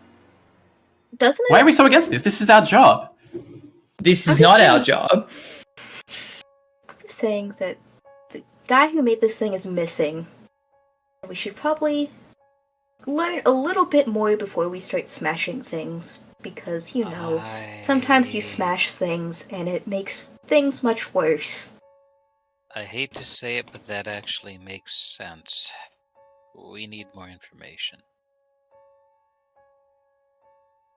So, as you stand in the parking lot by the boot of your car, deciding whether or not to take this thing out, put it on the ground, and smash it to bits. After all, if it's a simple piece We're not of doing that. electronics. What's your next move? We need to find the 2 students in their accommodation, don't we? Learn if they need to be Mary Swallows taken care of.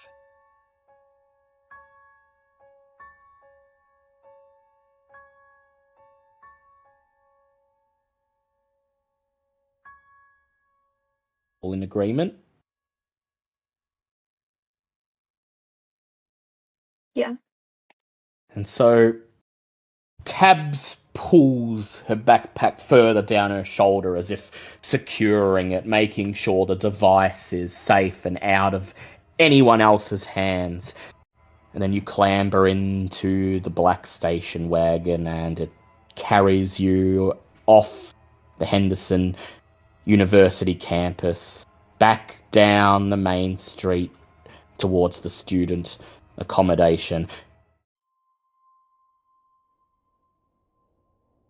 The SUV rolls to a stop on the curb of the street in front of that tenement block of student accommodation, that big square-shaped angular mass that looks like a bunch of shipping containers bleached white and stuck together.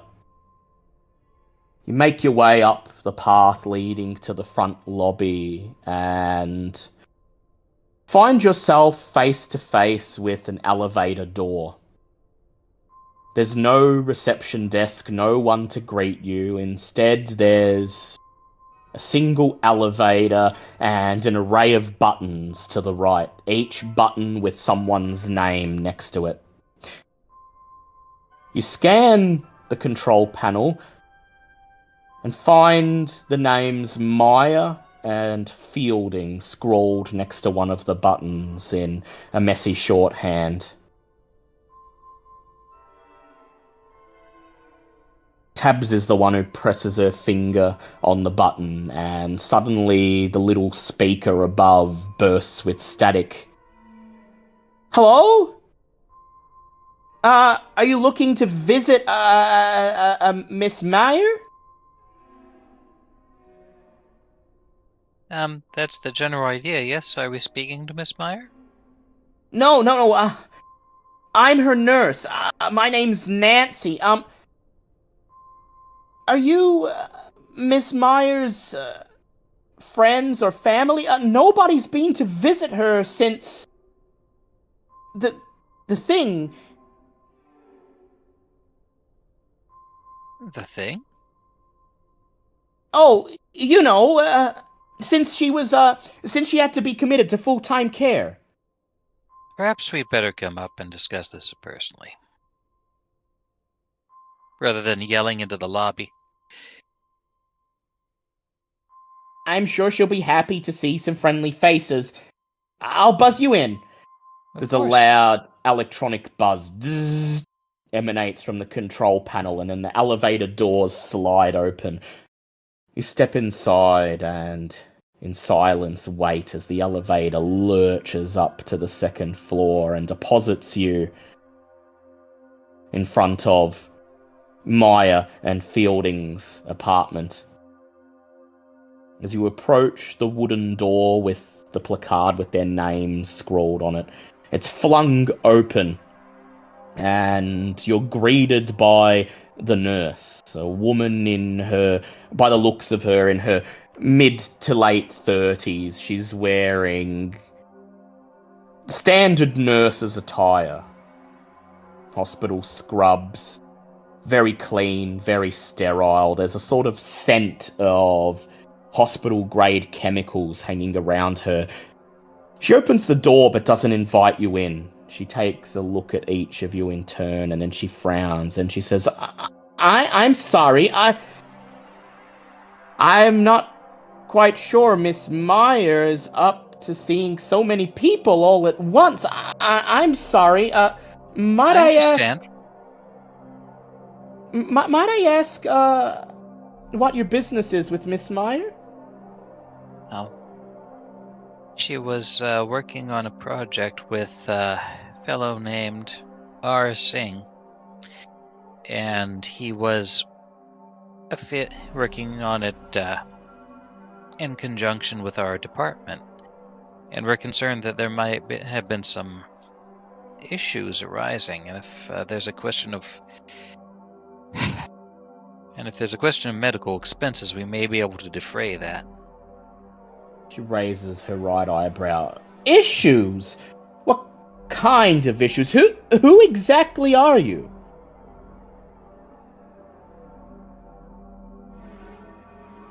We're here to see if her insurance needs supplementing. You work with the university, or... We're I working in think- conjunction with the university. She was on a short list for an internship. Might still be if things can be resolved, but we need to get through the paperwork first. And there are 4 of you. They're actually here on other business. Well, But I am Yeah, not an Miss- electronics engineer. That is out of my area of expertise. So I need you to understand that Miss Meyer's not in a condition where she can entertain visitors.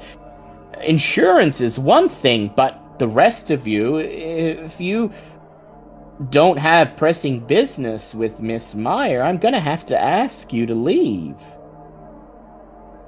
I'm going to need a.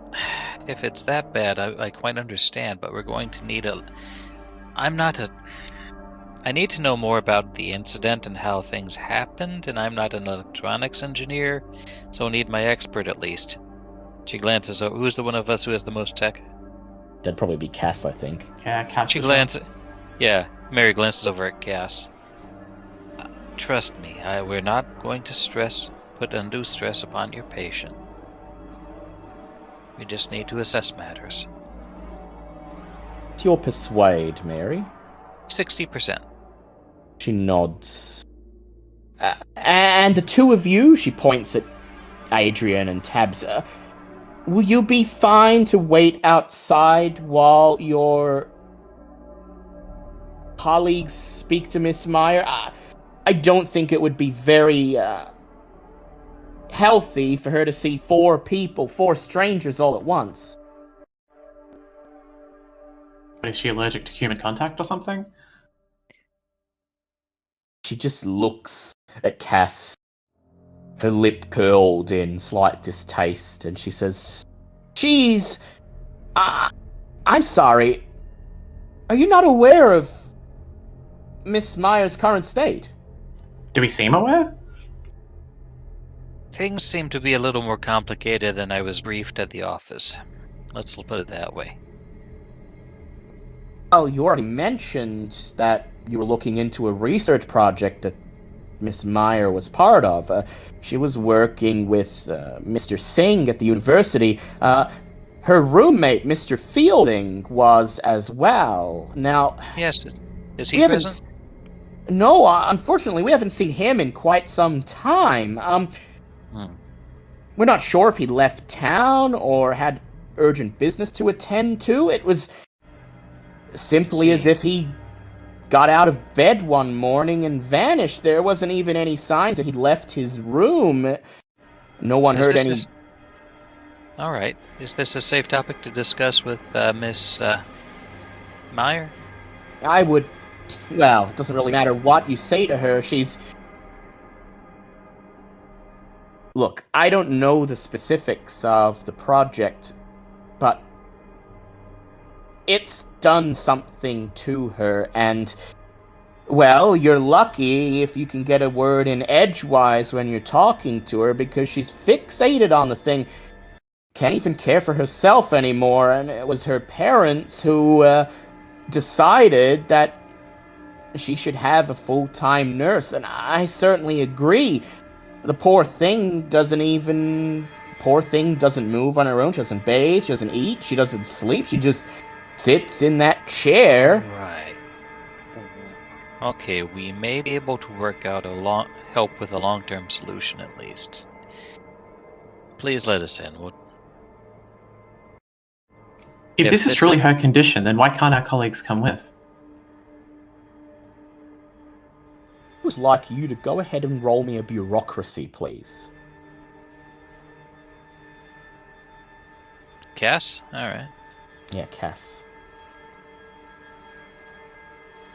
I'm gonna... How important is it that all four of you get in the apartment? I'm thinking fairly important, but Alright. I didn't pass that, so I'll have to leave it. Don't want to push it? It doesn't seem reasonable to push. Like, it's not really life or death or anything. Besides, I think they're only going to be outside the door. That's not a thing. Yeah, exactly. Like, it doesn't seem reasonable. I think this lady, she gestures towards Mary, and your electronics expert can come in, but too many faces, I'm not sure. I don't want to set her off. So, you two, if you could just remain outside for a moment, she says to Hold Tab. on, before we enter, set her off. Is that something we should know about? She has... She frowns. Well, no, I'm not expecting anything to happen on its own, but, well, you'll see. Any attempt anyone has made to remove the object from her presence, even just to examine it, has caused... Well, she trails off. It's best if people don't pry. Cass looks at the others who will be remaining behind to ensure that they understand what this means.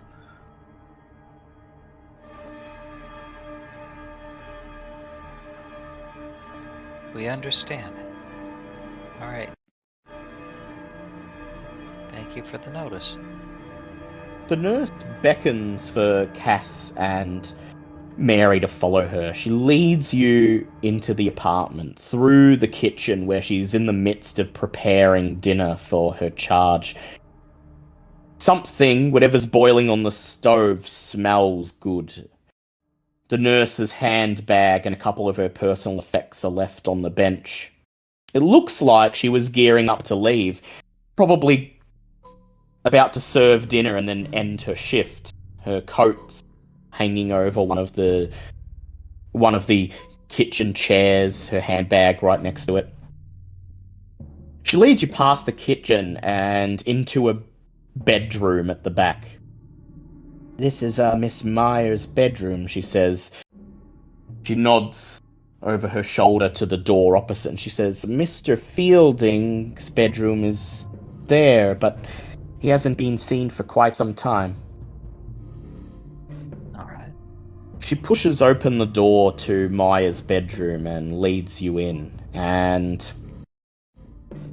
the first thing you see is Sarah Meyer herself. She is sitting up in bed, propped up against the backboard, staring at the long cylindrical device that she has cupped in both hands. Every so often the light on the end blinks, and as if on cue, she leans over and presses the button. Faster each time, as if she's trying to race the LED.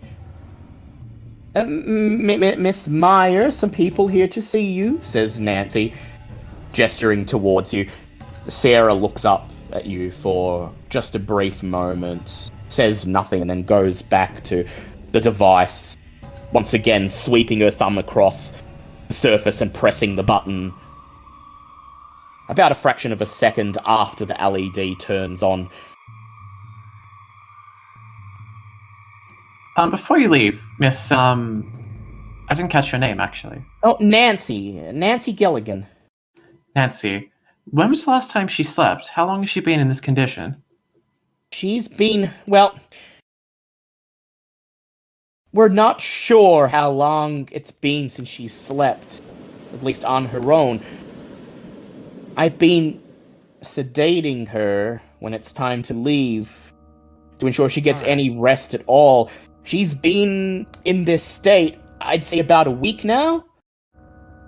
She deteriorated very quickly. First, she stopped talking, and then she was unable to care for herself. It all happened very fast. By the time I was brought in, she hadn't eaten in nearly 48 hours, hadn't slept in as much time. Alright. I see. A follow-up question. Has anybody attempted to take it away from her while sedated? While sedated, no. See, I clock off around dinner time. I usually sedate her, and then come back in the morning. There wouldn't be anyone in the apartment to take it from her. Not without Mr. Fielding. Okay. She shrugs. If I ever find out where he went, I'll have a piece of my mind ready for him. His roommate is in need of serious care, and he just up and left. Well, that's why we're here. We're going to conduct a brief interview with her, and then we'll leave you to go ahead and tuck her in.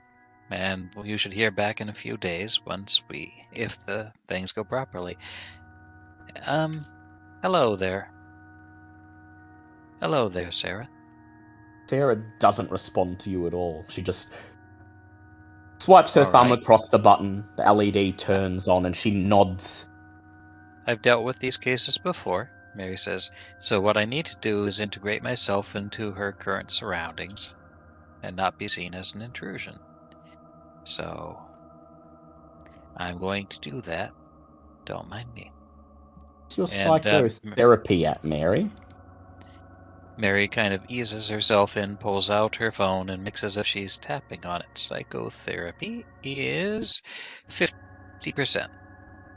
Yeah, I'd say no roll needed to, make her just slide in, sit in the chair beside the bed, make yourself part of the surroundings.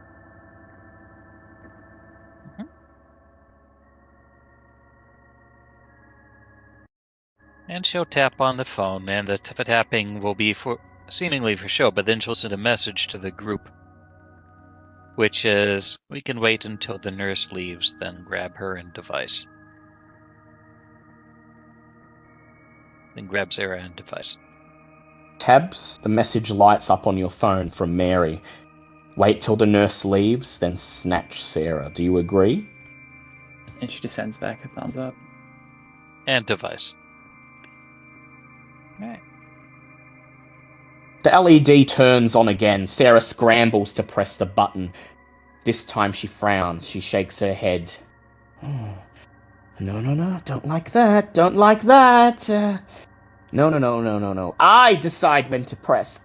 I decide when to press. Not you. Not you. She furiously jams her thumb at the button, trying to mash it, and each time the LED turns on just a fraction of a second before she physically touches the thing, and she seems to grow more visually frustrated with each attempt. Well, that's annoying, Mary says, calmly. Isn't it? She turns, stares at you, but says nothing, and then quickly peers back down at the device. can hear the nurse out in the hallway, moving back and forth, doing some last-minute cleaning while attending to the dinner. No, mutters Sarah. No. Predestination. Predestination. No, but I refuse to believe it. No, because something's making this happen. You see, I can feel it. I can feel it every time I press the button. I can feel it watching. What did Raj think was happening with that? Looks over at you and, for the first time, seems to actually acknowledge your presence in the room. She frowns.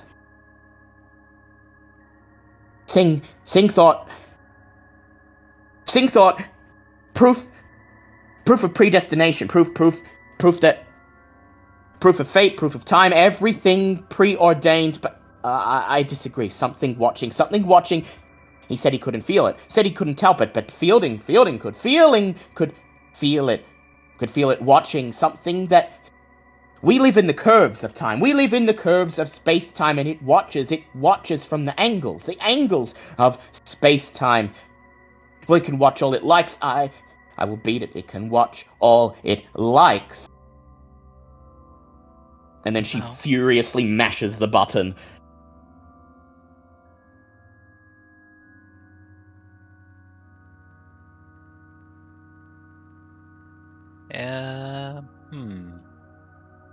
What did Felding think? What was his theory? He said,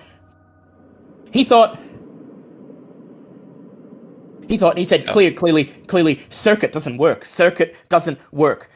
Open the thing up, check the wiring, you'll see, doesn't work, shouldn't work.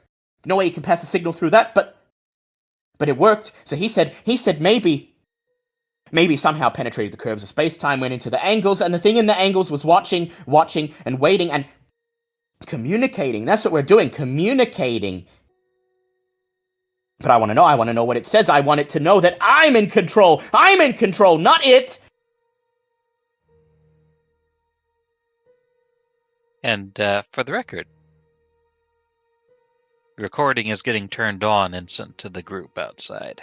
So if they've got anything to add in or anything to suggest, they can hear this and text it.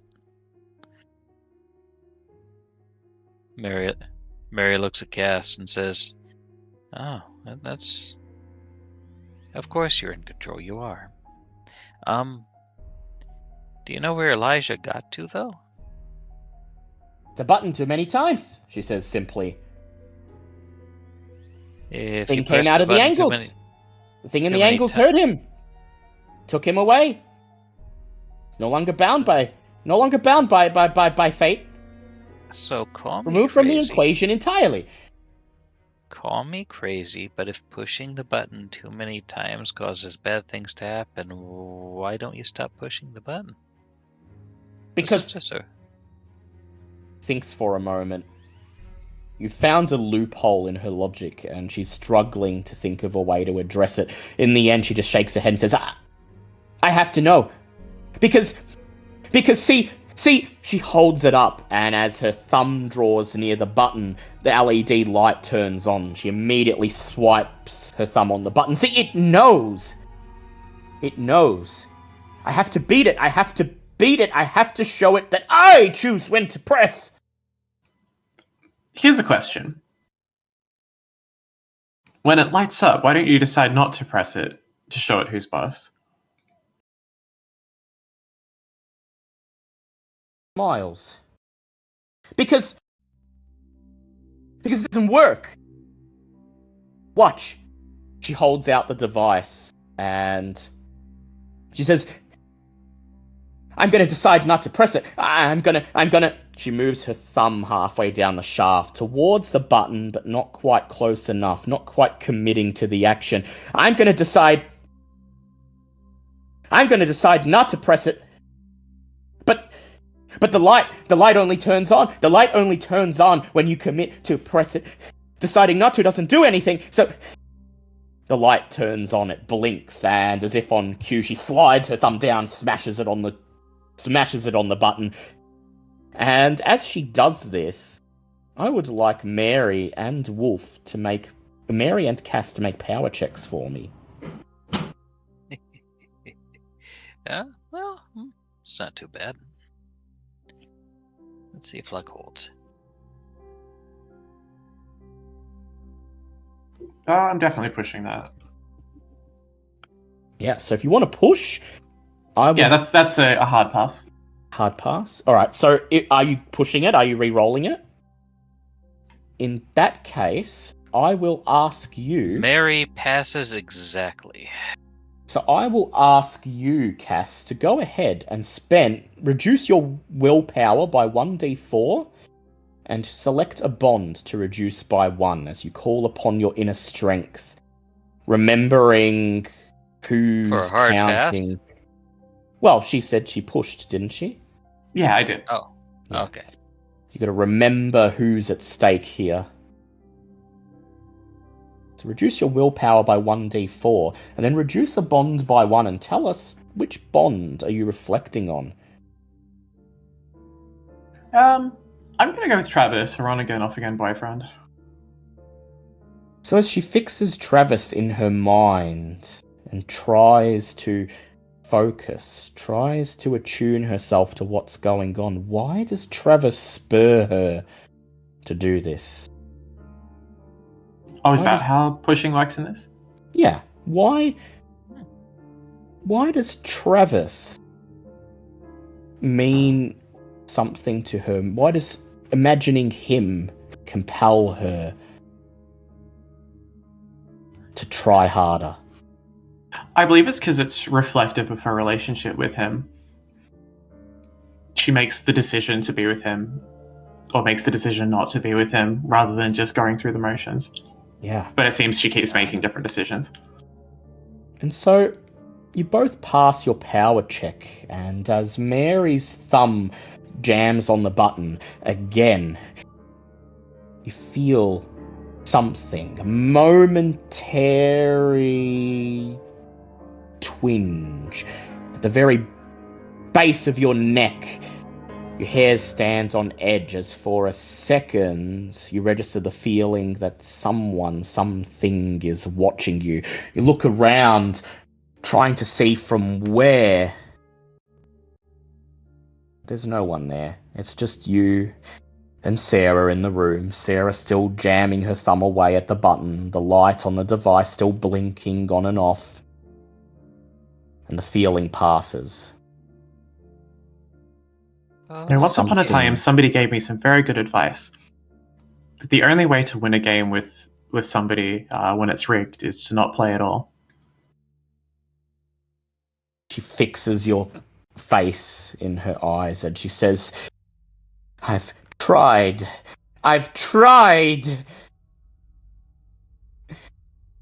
Then let us help. Do you reach out and take the device from her hands?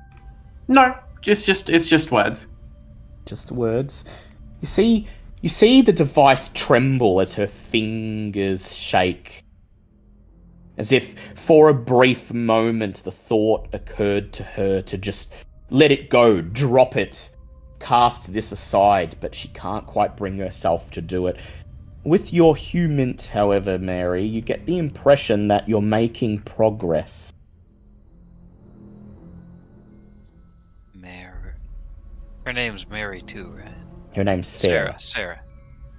Mary reaches out, touches her gently. Sarah, your parents are worried about you. The button can wait. This'll be here later. You can solve the riddle later, right? And do you carefully remove the device from her hands? Trying to. Roll me a psychotherapy check. Psychoanalysis, rather. You can solve this later. There's no need to beat yourself up right now. If there's something watching, it'll get bored and go away on its own, or...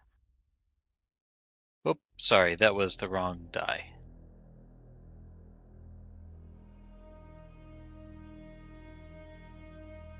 get bored and go away on its own, or God bless it. My fingers are being dumb tonight. How did we go? 19 success. Success. It can wait. For a moment, you feel her pulling back, but it's over in an instant. She relinquishes control, and you slide the device from her fingertips. Let it As you watch. take it, she looks at you, and she just nods, and then stares straight ahead into space. Get some sleep, get some rest, get some food in you. Why don't we take See you to how the dinner the table so you can have something to eat? Yeah, let's do that. Mary slides the wand into her purse. You're Seems probably quite hungry fine. by now. She seems fine in the bed, but you can coax her up if you want. I'll take her out there for the nurse. Cass And, takes her. Mary will motion to talk to the nurse privately and whisper to her, "We got her to leave it behind for a little bit, so make sure she gets a good lunch, alright?" Help her. You and Cass help her out of bed. Escort her down the hallway to the kitchen. The whole time she shuffles like a zombie, still staring off ahead into the middle distance, her face utterly neutral, saying nothing. It's almost as if she's forgotten you're there. You've taken the device off her and she's lapsed away into a different plane of existence. You lead her into the kitchen and situate her at the table, and then you and Cass pull the nurse aside. Tell her what's happened. The nurse nods. "Oh, how'd you manage to... Every time we've tried to take it from her, she's screamed, she's fought, she's bit. We caught her in a reasonable mood, I suppose. Listen, I think we have enough here to prove that her parents have power of attorney in this case, and it does look like there's something we can do. We have to discuss it with them. But our job's done here, I think, and we're going to leave her with you to recover for now. All right? Hey, what do you think is wrong with her?" I'm not a doctor. I couldn't begin to say, but this is hopefully something that can be resolved in a reasonable period of time. But it's in her parents' hands now, so we'll go and have a chat with them to make sure we can get things in order. You're talking to her. I will ask Cass to go ahead and roll me an alertness check.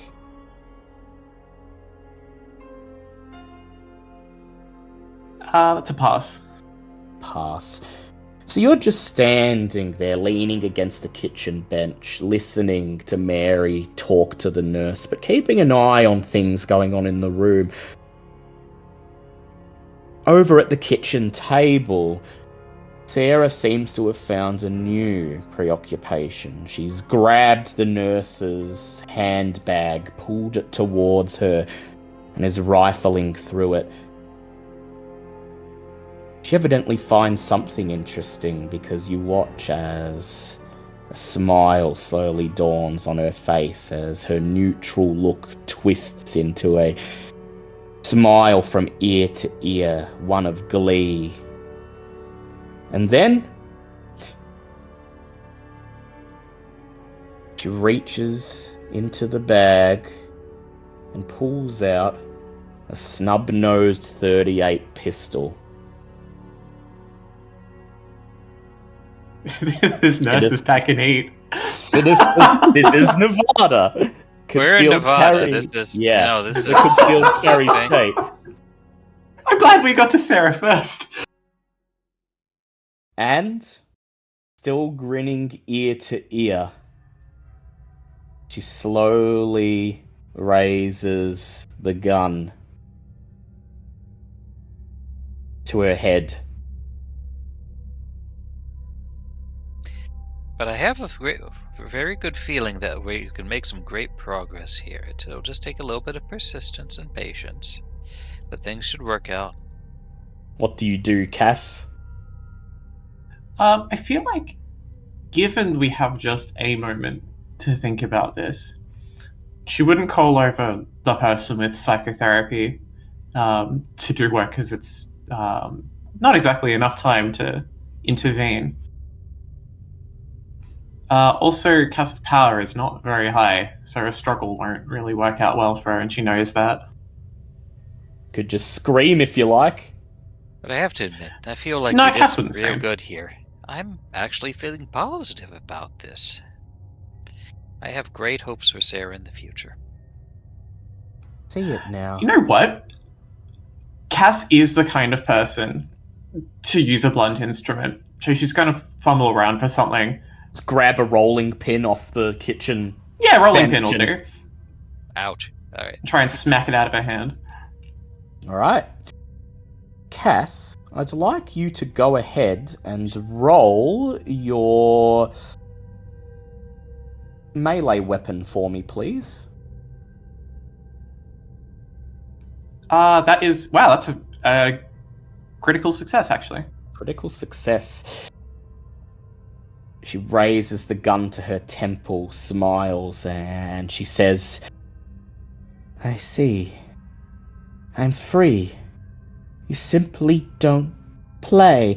And then her finger tightens on the trigger as Cass grabs a rolling pin. The nurse whirls around, sees the gun clasped in her patient's hands, and screams as Cass rushes forwards and thunk!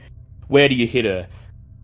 Oh, in the hand. I'm hitting the gun right out of her hand. Hitting the gun right out of her hand. Thunk! You smack her in the hand. Sarah screams as she drops the gun. It clatters onto the floor. And at this point, out in the hallway, Tabs and Adrian, you hear the scream from the other side of the door. Yeah, Tabs is gonna bust in. Go ahead, Tabs. Roll me your strength to burst through the door. Okay. Pass. Pass. It's a dorm room door.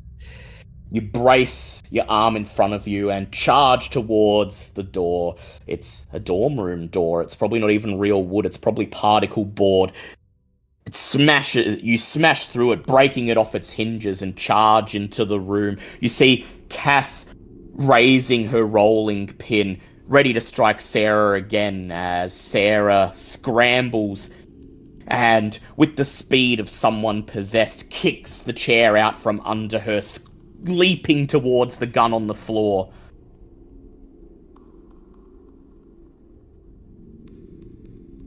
I thought it's worth Cass wouldn't be going to strike her again. The gun is dropped. Just holding it up ready, just in case.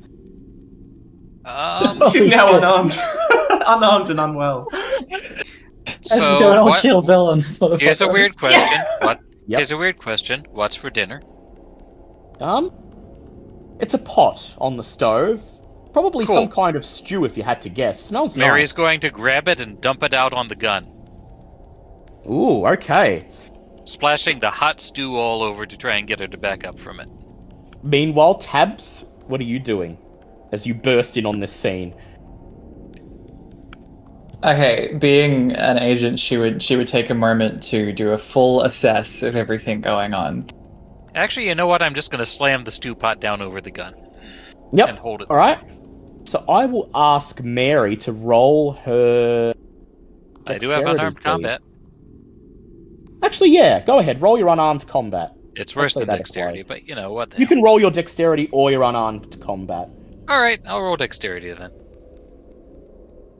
Yeah, that's a You're not 100. exactly fighting the gun. That's so... exactly a 100. I just doused her in Exactly. boiling stew, didn't I? So here's what happens.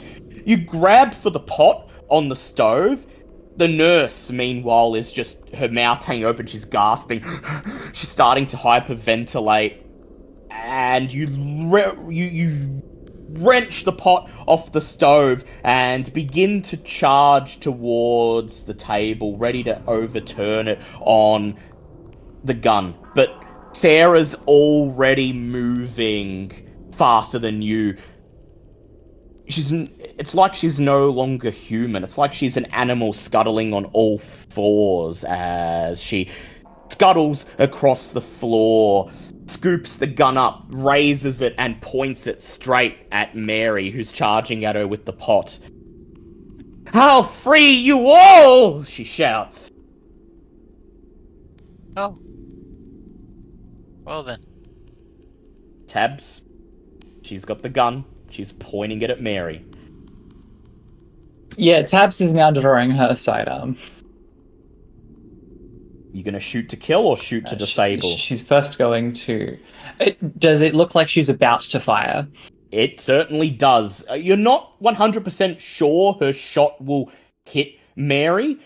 She's obviously not trained. The gun's like shaking in her hand as she raises it, but her finger's tightening on the trigger, and Mary is close enough. It's close quarters enough that there's no time to intervene otherwise. She might hit Mary center mass without meaning to.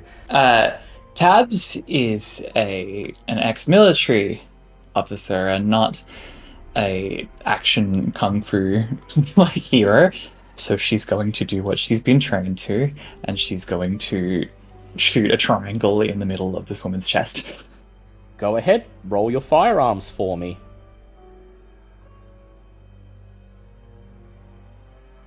Yeah, it's a pass. "Free you all!" she shouts as the finger tightens on the trigger, but Tabs is already in the room, sidearm unhooked. She raises it and bang, bang, bang, a trio of shots tear the woman's chest open. The gun in her hand fires as she falls, the bullet screaming past Mary, hitting one of the kitchen cupboards, ricocheting off the wall as Sarah gurgles and goes down, blood already beginning to pool around her. The nurse lets out a terrified scream and, without saying anything, begins to rush for the phone on the wall. Oh, man. If it weren't for the nurse, Tabs' next decision would be to immediately go to provide medical assistance just in case. But still do that anyway. Yeah, but also we can't really have this called in. I'm going to roll something to see how with it Mary is at the minute. Sorry, was anyone here because with somebody actual... just got shot in front of her. Does Mary have actual medical experience? She does. And Mary is keeping it together. She immediately rushes to the nurse, slams a hand on her shoulder, says, "Put her back together! Save her life! We'll call it in! You're the one with medical training!" And then she grabs the phone. Heads, roll me your medicine to instill a sense of confidence within this nurse, to appeal to her duty. Not persuasion? Okay. I'd say medicine, because you're speaking to her from one health professional to another. And you can also assist a little bit as well. 30. Hey, 30. that's a success. You snatch the phone out of the nurse's hand and you Are you look her crazy? in You're the eye. medic. You're a nurse. Do your job.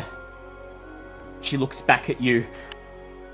Her gaze passing between you, Tabs in the doorway, Cass still holding the rolling pin by her side, and Adrian just standing out in the hallway looking on with shock. And then she nods, okay.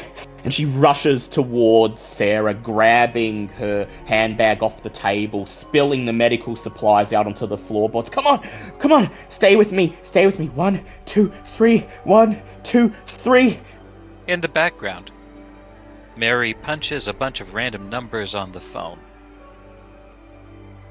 Then, and says, "Yes, it's an emergency. We need an ambulance at this location. Yes, there's been gunshot. A horrible accident. Look, there's no time. Just send an ambulance as soon as you can, all right?"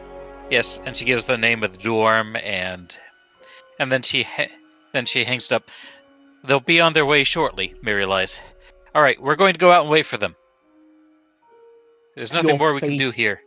At your feet, the nurse kneels over Sarah and It's clear to you Sarah is not gonna make it. She's gasping for breath.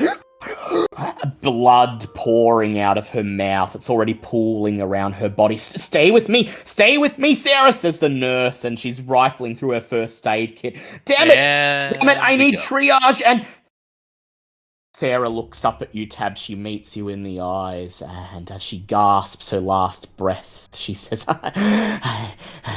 free. And then she stops. So, Tabs, you're adapted to violence. You automatically pass the SAN check. So that's going to be 1d3 SAN for you that you lose. But Cass and Adrian and Mary, I'd like you all to make SAN checks now, please. Yeah, somebody just died in front of me. Tabs only loses Somebody one. I was helping. I fail. Fail. And Cass? What was the roll, sorry? A SAN check. That is definitely a pass. A big pass. And Adrian? Failed. You failed. So Adrian and Mary. Such violence. It was over as soon as it started. All of this happened in less than 5 seconds, and somebody's life was snuffed out before your eyes. Gunfire, violence, it all happened so quickly. You each lose 1d6 SAN. Cass, you lose 1d3.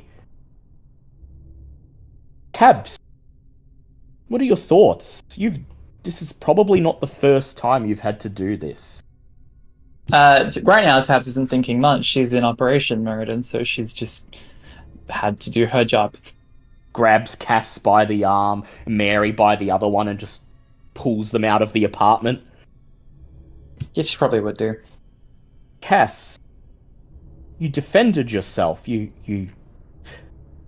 That girl was going to shoot herself. You stopped her, and then she turns the gun on one of the others. It all happened so fast, but somehow, it hasn't affected you as much as it affected Mary or Adrian. What's going through your mind?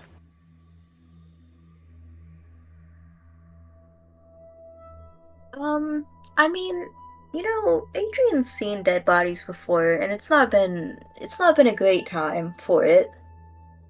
And on top of everything else happening in this session, I think it is just kind of catatonic at this point. Yeah, just standing in the hallway, just silent, eyes wide, staring at the open doorway of the apartment.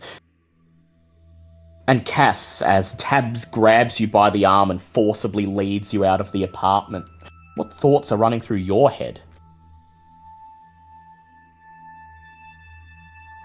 Was that Cass, sorry? Yeah, Cass. She's gonna lean over to Adrian and say, yeah, you still want to push that button? Wow, what a bitch!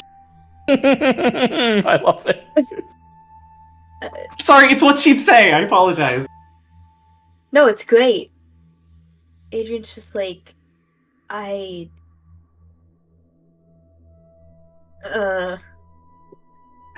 little bit.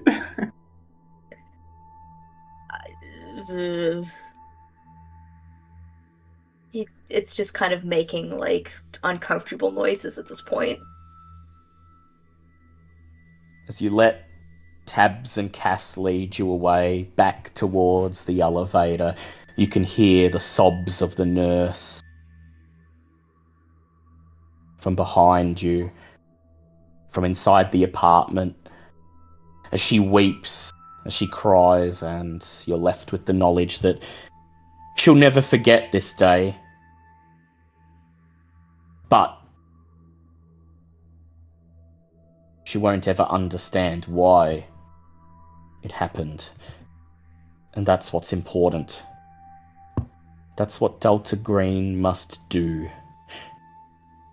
You ride the elevator down in silence as it carries you to the first floor, and as you make your way down the path back towards the curb of the street where your car waits, ready to tie off the last loose end, that is Singh himself, Does anyone have any pertinent thoughts? Not really. Mary is barely keeping it together on the elevator ride down. She's like quivering. Her glasses are fogging up, and the second she gets into the car, she is just going to break down totally. And have a really long, ugly cry. Yeah. Mary just buries her face in her hands and begins to weep. Adrian sits next to her, still catatonic, still just staring out through the car window. Tabs, this is not the first time for you, but it is Mary's first time. Any words of wisdom? No, she doesn't know how to handle that. She just stoically slides into the driver's seat, turns the key in the ignition, and says, "Okay, we've got a job to do." As you make your way once more through Henderson, Nevada, down that main street, past that ramshackle post office and laundromat and general store, past the city hall where you had your briefing with Mr. Green only a few hours ago. By now, it's growing late in the afternoon. It's not quite evening, but the sky's a little bit darker, the shadow's a little bit longer. The sky above isn't bright blue anymore, but it's turning into a deep shade of purple. You have about an hour or so before darkness falls.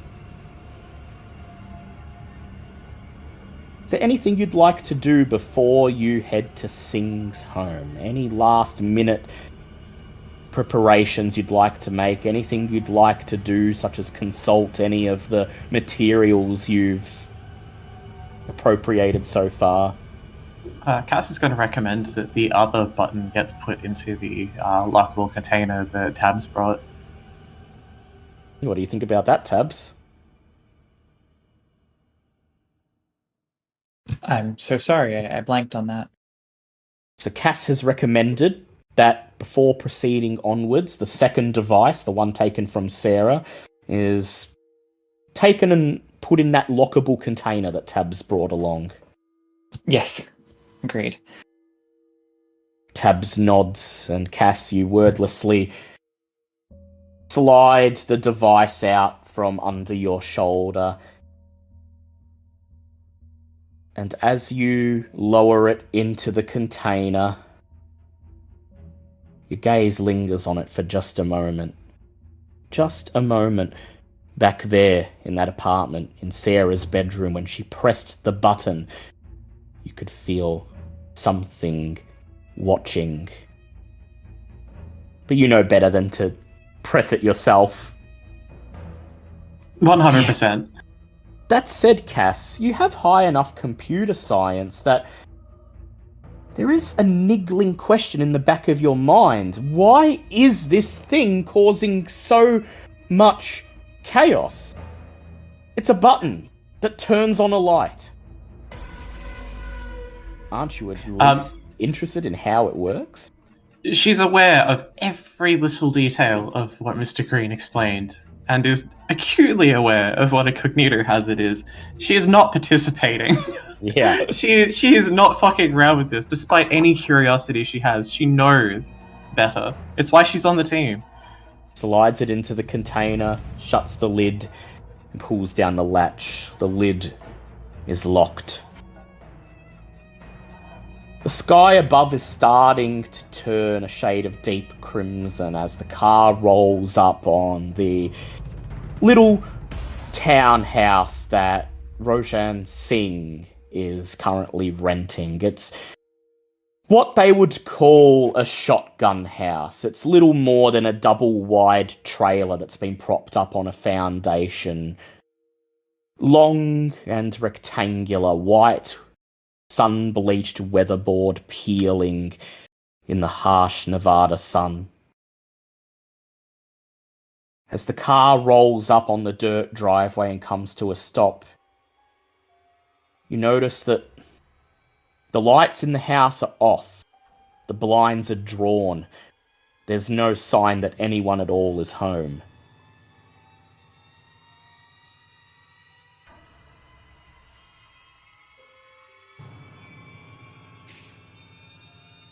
Let's What do get you this do? over with. Silently disembark the vehicle, make your way up to the front patio of the shotgun house, and before you knock on the door, before you attempt to make entry, is there anything you would like to do?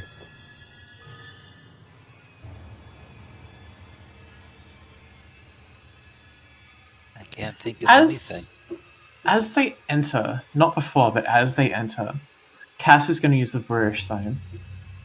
Okay, before that, Tabs will do a idea. basic perimeter check. Perimeter check. Roll your alertness for me, Tabs. Fail. Fail. It's getting dark, there's not a lot of light, and none of the outdoor lights of the house are on. Everything's cast in darkness and shadow. I will ask you one question. Do you retrieve your usual from the boot of the car? Ooh. Oh, please, God, go get it. Yeah, alright. You slide the shotgun out of its receptacle, check to make sure it's loaded, turn off the safety, and do a quick perimeter sweep around the shotgun house. There's a fair bit of space between this house and the neighbours. There's almost like a full empty lot's worth of space between Singh's house and the nearest house. There's a neighbour way down the end of the street. Their lights are on, indicating that they're home. But aside from that, Singh's house and the area surrounding it appear to be utterly devoid of life. Eerily quiet. A quick perimeter search tells you that there's nothing dangerous on the outside, but there's not a lot of light to see by. You do notice again that all of the blinds of Singh's house are drawn, the lights are off, and for all intents and purposes, it looks like nobody is home. Meanwhile, Cass, as Tabs does her perimeter check, you begin to conduct the Vorish sign, waving your hands in the way that you were taught, drawing invisible glyphs in the air, closing your eyes and focusing. So, you lose 1 point of San and 3 willpower. How much willpower do you have left after this? 5. 5. That's enough to operate. You close your eyes and you see the other side. Through your eyes closed, you can see Singh's house. The long, rectangular shape of the shotgun house lit up, almost like it's glowing in the dark, illuminated against the blackness of your eyelids. Not all of the house is illuminated, only some parts of it, the strangest parts, the long, straight edges, the corners of the walls, the 90-degree angles. The angles. And as you watch the angles glimmer, you feel it again, Cass, that sense that something is watching, curious to see what you'll do. It's been watching this house for a while, waiting. With her eyes still closed, she's going to address the others. Where this all started is here. This is where the devices were made. And there's something very wrong about this place. I take it this isn't the first time Tabs has seen somebody mysteriously knowing something they shouldn't. I'd say you've probably worked with someone who's conducted a ritual like this. You've never learned one yourself. You're not sure you entirely trust them, but usually they're good at detecting things that aren't there. And Tabs nods and just takes her at her word. So how do we handle this? That I don't know. We have to go in there, don't we? We can't just burn it down and walk away, can we? I don't see why we couldn't, but we do need to know where Singh is. There's been enough blood. Yeah, we don't want to kill him. Unless... No, we don't want to kill him. Okay, let's go in there and get it over with. Singh's not actually in there, is he? Like, there was no signs that anybody was No home. signs anyone's home, but that doesn't mean he's not in there. He might be in there. Might show where he's gone. If he's not in there. Okay. Would you like to try to knock on the door?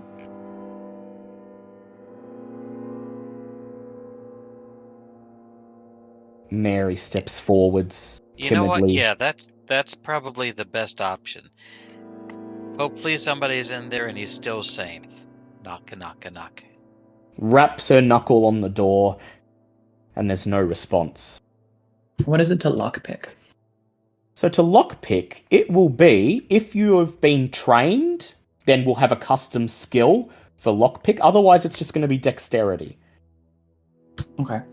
Because lockpick in Delta Green, there are some things like picking locks or like very specific skills that if you have the training, you just have that custom skill and you can just do it, but otherwise you just roll a stat.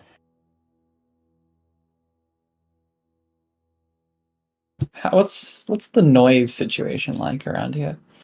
Very quiet. You can hear the wind. You can hear the occasional cry of some coyote or something off in the desert dunes, but there's no cars driving past, no voices in the neighbors' homes. It's all very quiet, almost uncharacteristically so, even Okay. for a sleepy town like this. I have a plan, but let's see if someone can pick it first. Who's got best dex? I've got 55. Better than mine. Yeah, I guess that's you. Okay. Adrian, what about your dex? 70. Oh, you should roll on that then, to pick. Okay. Tabs hands you a little leather pouch, and you flick it open and find a set of industrial lockpicks inside.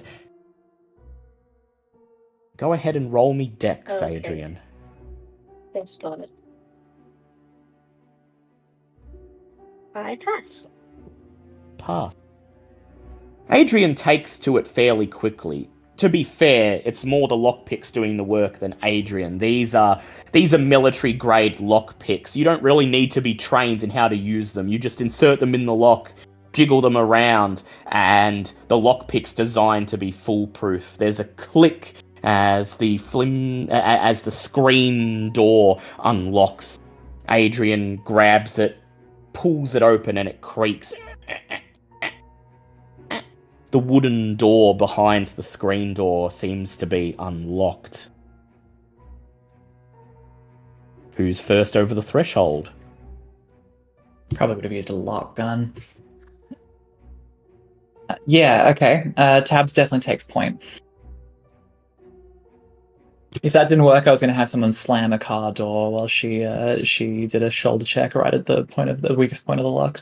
Would have worked, but it looks like Adrian knows what he's doing. So Tabs, you ready your shotgun and grab the handle of the wooden door, push it open. It creaks as it slowly opens and grants you access to Singh's house, the interior of which is cast in pitch blackness. What's your first thing that you do upon stepping over the threshold? Well, just going to turn on a torch. There'd probably be an underbarrel one. Flick the lever on the underbarrel flashlight. It turns on, illuminating a very cluttered lounge room. The couch is completely covered in old books, stacks of papers. The floor is absolutely littered in what looks like shards of glass, broken bits of electronics. It's clear that someone has destroyed something here in this room. And perhaps the strangest of all, hanging up on the wall just above the couch is something I'm going to put in our bear rodeo right now. Obvious to you, Tabs, and to anyone else who steps over the threshold behind Tabs, that it's a dream catcher. What you didn't call a dream catcher, but it's unusually large and ornate in design. This is not tourist trash. This is not a tiny dream catcher that some hippie girl hung up above her bed so that she can have safe white girl dreams. This is the real thing, a genuine Native American artifact, and it seems to command its presence across the room. Good. Out of curiosity, where in the US are we? Nevada. Okay, so not near Ojibwe territory. That's Not interesting. near Ojibwe territory, but Adrian, are you following Tabs inside the house? I mean, I guess there's no reason not to. Is everyone following Tabs? Yep. Alright, so I recall, Cass, you have some anthropology, don't you? Yeah, a fair bit. So I'd like you to go ahead and roll your anthropology while Adrian rolls his archaeology. Yay, I'm good at that. Yeah, it's a fail. It's a fail, that's fine. See if Adrian gleans some... Pass. So everyone recognizes that this is indeed a dream catcher, but Adrian, as soon as Tabs's flashlight is cast over it and you see it, you recognize it for what it is. Your eyes glimmer, not expecting to have seen something like this in a place like this. This is a genuine Ojibwe dream catcher. It's a handmade willow hoop with a woven net over it. It's decorated with feathers and beads that you instantly recognize as having some sacred significance. This particular dream catcher is one that you recognize, Adrian, as what's called the spider web charm.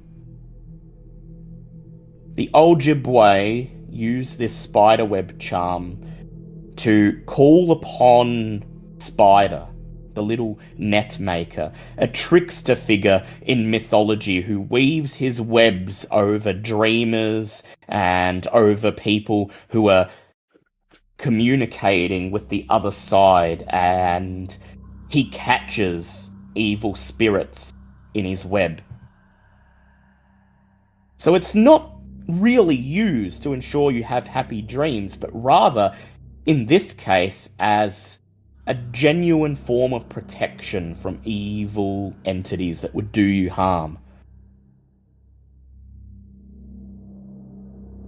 It's not explicitly connected with dreams.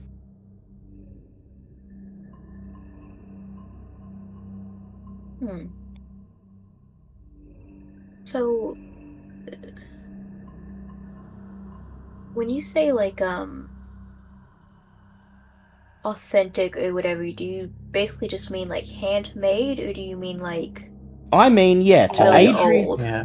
Adrian going up and looking at it, yeah, this is an artifact. This is not just something that was handmade. This was a Native American heirloom that somehow ended up in Singh's house. You could put this in a museum. I think the question was, is this a recent creation by Ojibwe, No, or is this is an old-ass one? This is a very old-looking dream catcher, or it's probably been an heirloom in some Native American family and has protected them for generations. I will also ask Cass, Are your eyes still closed? Because you do have the Vorish sign active still. I'm going to say yes. So you close your eyes, and once again you see the house lighting up, glowing bright green as if it's glowing in the dark. The frame of the house, its veins, its blood vessels, the angles, the 90-degree corners, the faces all seem to glow, but that wall where the dream catcher is, there's a big circular patch of nothing where the dream catcher is. It's completely opaque. Whatever's watching this house, whatever's lingering unseen, that dream catcher is something that is utterly beyond its control. What else is in this place? With your eyes closed, Vorish sign activated, go ahead, roll me either alertness or occult.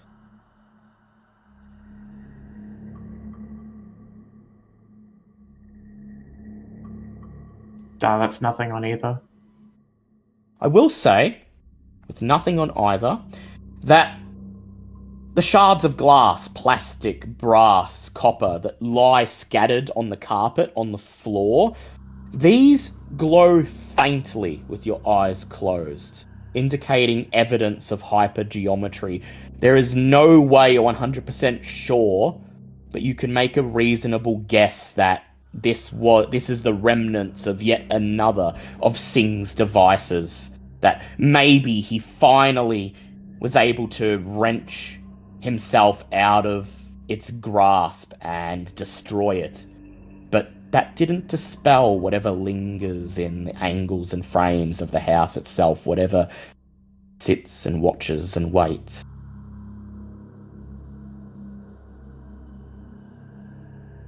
Has anybody, knocked and called out to Sing yet? No one has yet? Yeah. Cass is going to then. Oh, if nobody else Okay, does. no, you go for it. You call out his Cool. name and get no response. Though, as you call out his name, Cass, with your eyes closed, you see those glowing angles and corners and faces of the house seem to tremble in anticipation.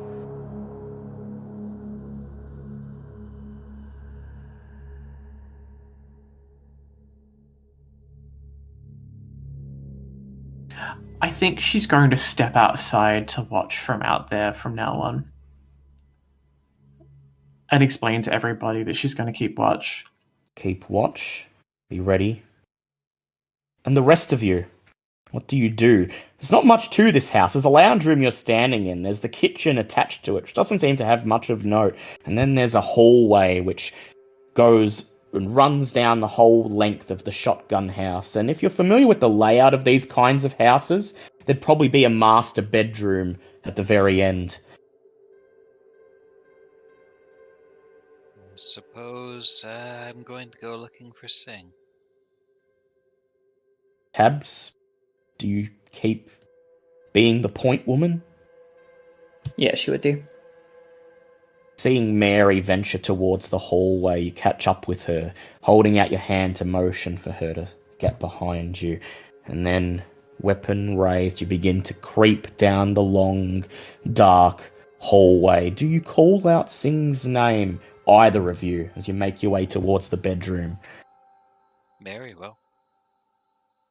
Mary's voice rings out.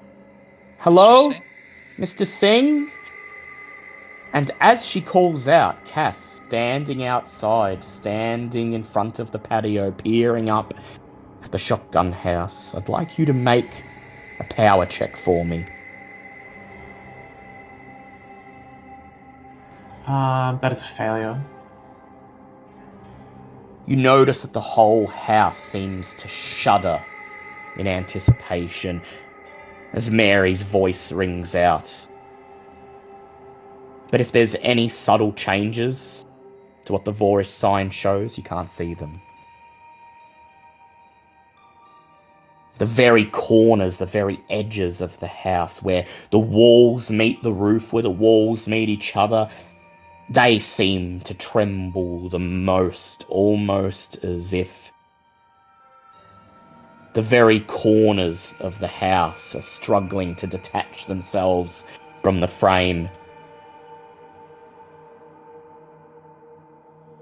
The rest who are inside the house continue pressing on down the hallway.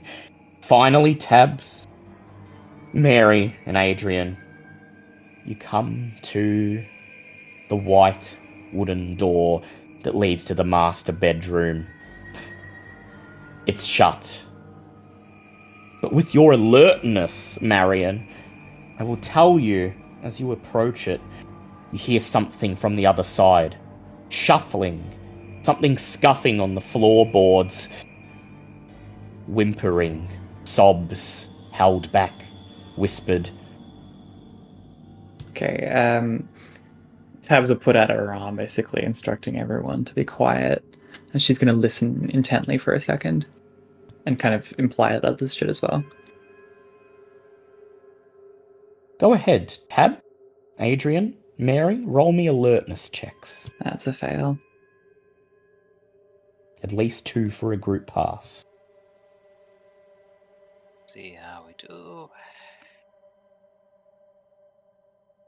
Adrian passes. Adrian passes. Mary passes. You stop. Listen. Tabs gestures towards the door and you hear it. The sobs. The whimpers. You hear a voice. I know you're watching. I know you're watching. And you can take me. You can take me, but I'll make for damn sure you can't take anyone else. March Technologies be damned.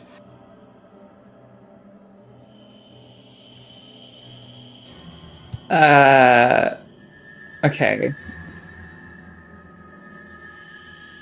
Before Tabs acts, does anyone else just react to this? Mary is going to share a worried look with the others.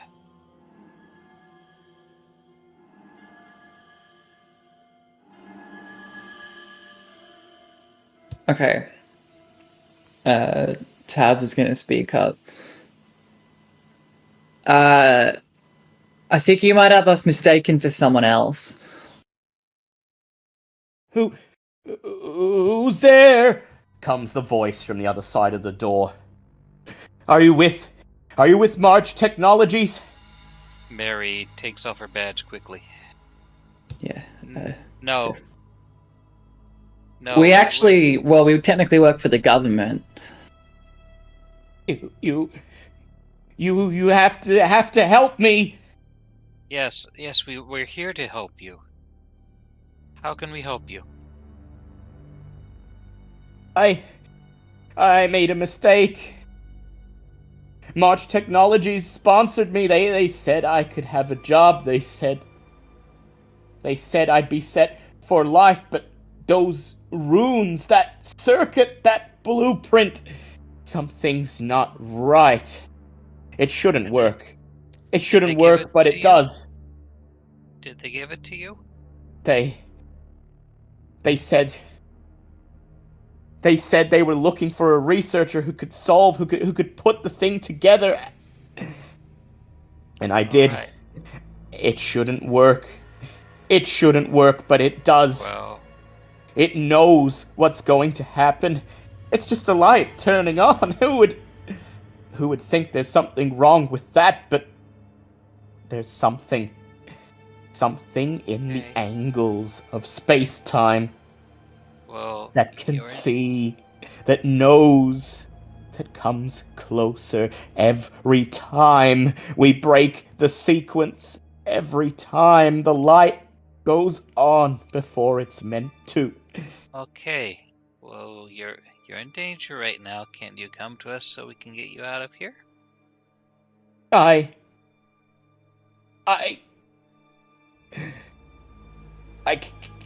can't move, he says, but he doesn't Alright. elaborate. We're going to come to you then. Do you nod towards Tab, telling her you're ready to proceed? Tabs is going to. Yep. She's going to rest. This is behind a door, right? It is behind a door. Yeah, she's going to rest the shotgun like against the door frame so that it would be out of sight. Did to this anyone guy. explain? Did anyone explain what the Dreamcatcher was doing? Cass mentioned before she stepped out that the Dreamcatcher seemed to be a big, opaque spot. Okay, Mary will go back and grab it very quickly and bring it along. Tabs, you see Mary heading back towards the lounge room. She explains she's going to take the Dreamcatcher. Do you let her do this? Yeah, she would.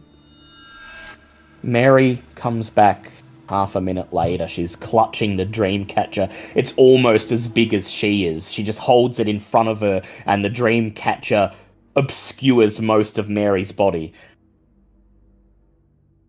She is not a tall woman. Yeah, like I say, Tabs is putting the shotgun out of sight but close to hand. As Tab steps forwards, ready to open the door, outside, Cass, I'll ask you once again to make a power check.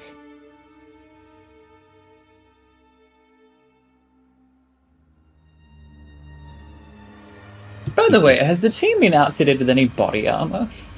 No, not on a mission like this, I would say.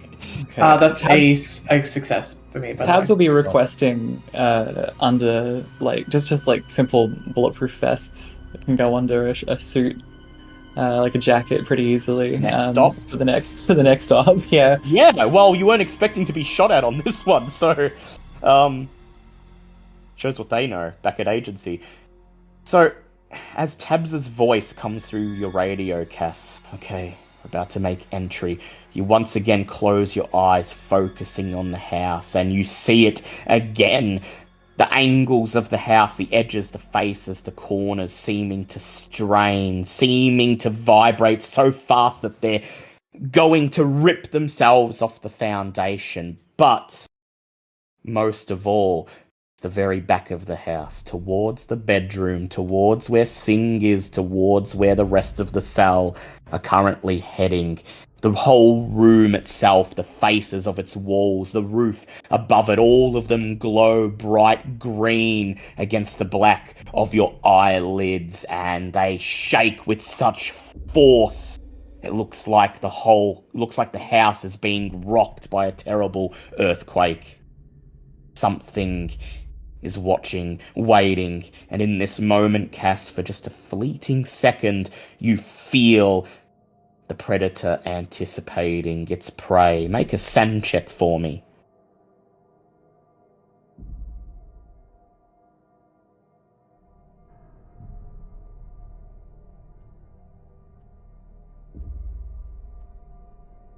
That is a pass. It is a pass. So that'll be a SAN loss of 1d4.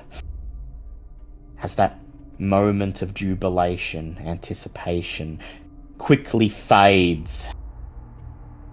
Do you pick up your radio? Warn the cell.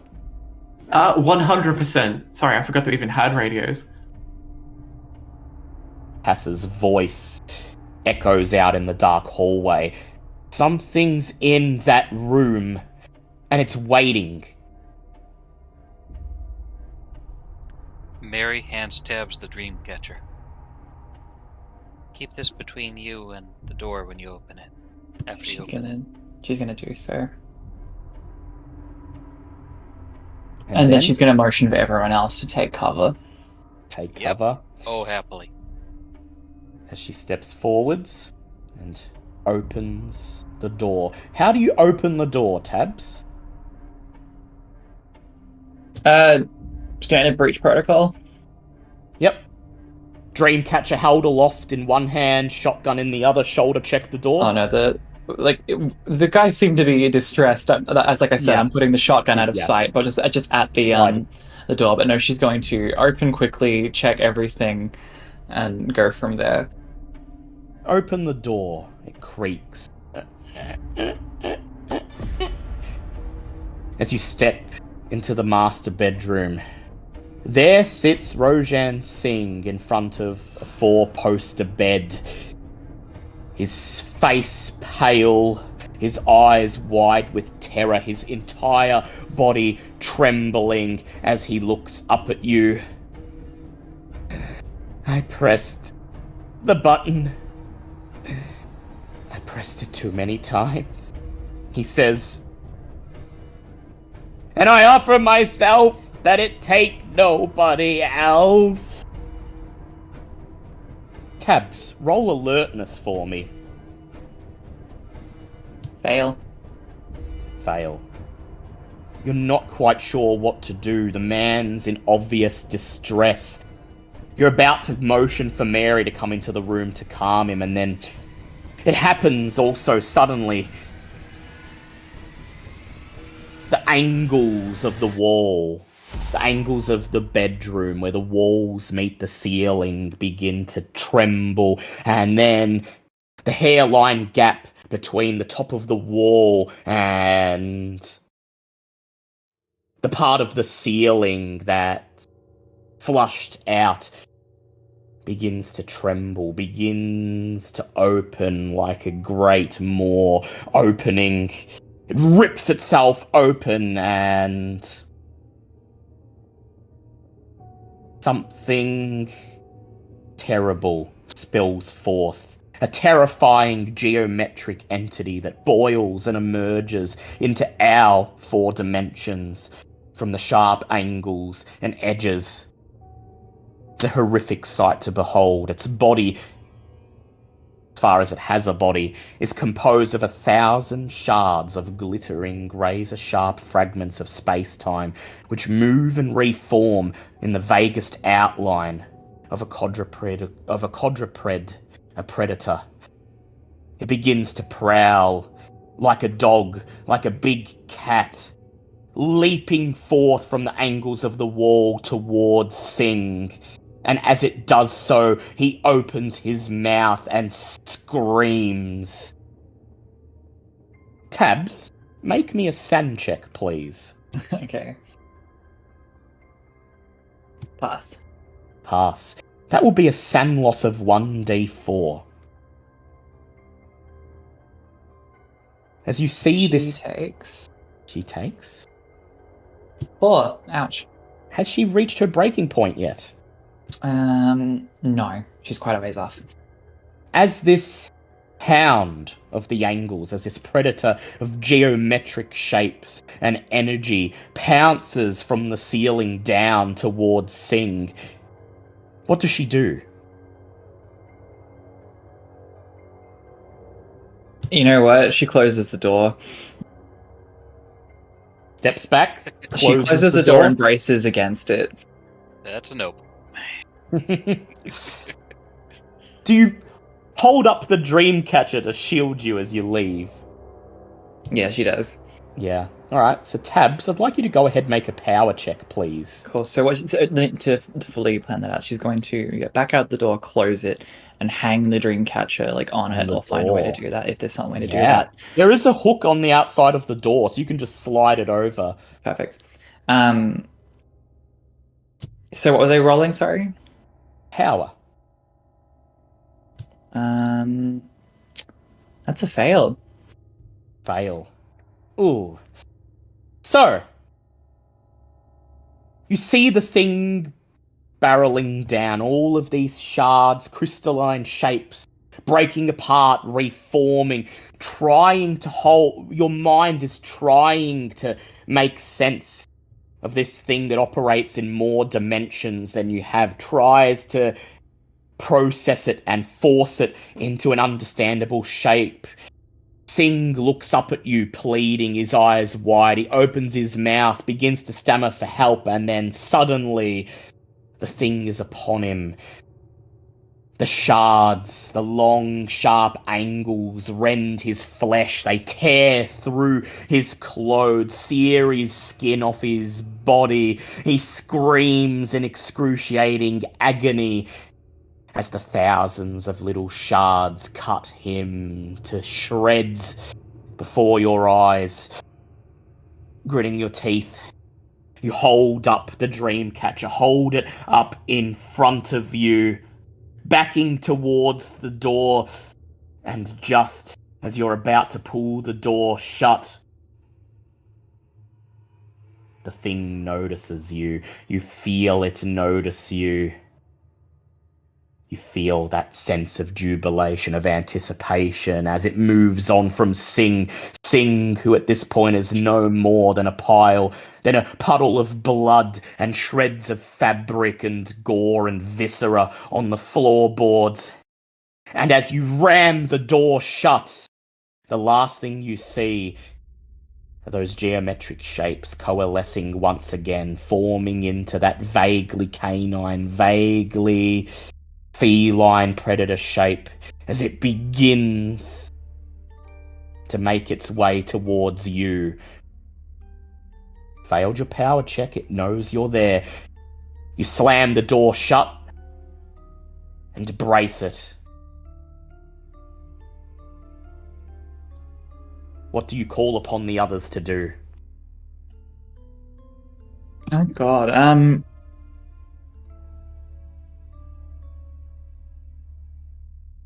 Should we be running? Asks Mary. I think we should be running.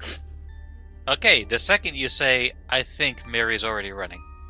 And Adrian? Yeah, Adrian's getting the fuck out of there. You don't even have to finish your sentence, Tabs.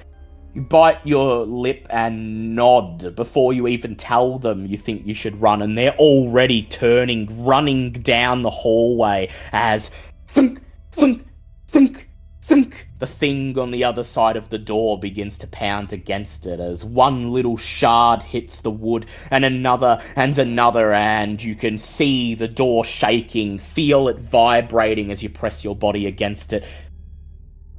The others turn and run, scramble through the lounge room and burst out through the front door, meeting Cass on the patio. And they're safe. But you, Tabs, right now you're in incredible danger. What's the play? Try to brace this door? Try to hope that the dream catcher is enough to protect you? Or are you going to take a chance, make a break for it, run for your life, and hope you're faster than whatever that is? She's going to try and find something to barricade the door, because they can't just leave this, right? Like, they have to deal with this, but she needs to regroup first. Right. Yeah, so something to slide in front of the door. So, you peer down the hallway, frantically looking for something, anything. Roll an alertness check for me. Oh, hard pass. Critical pass. Hard pass. So there's a bathroom about halfway down the hallway between you and the lounge room.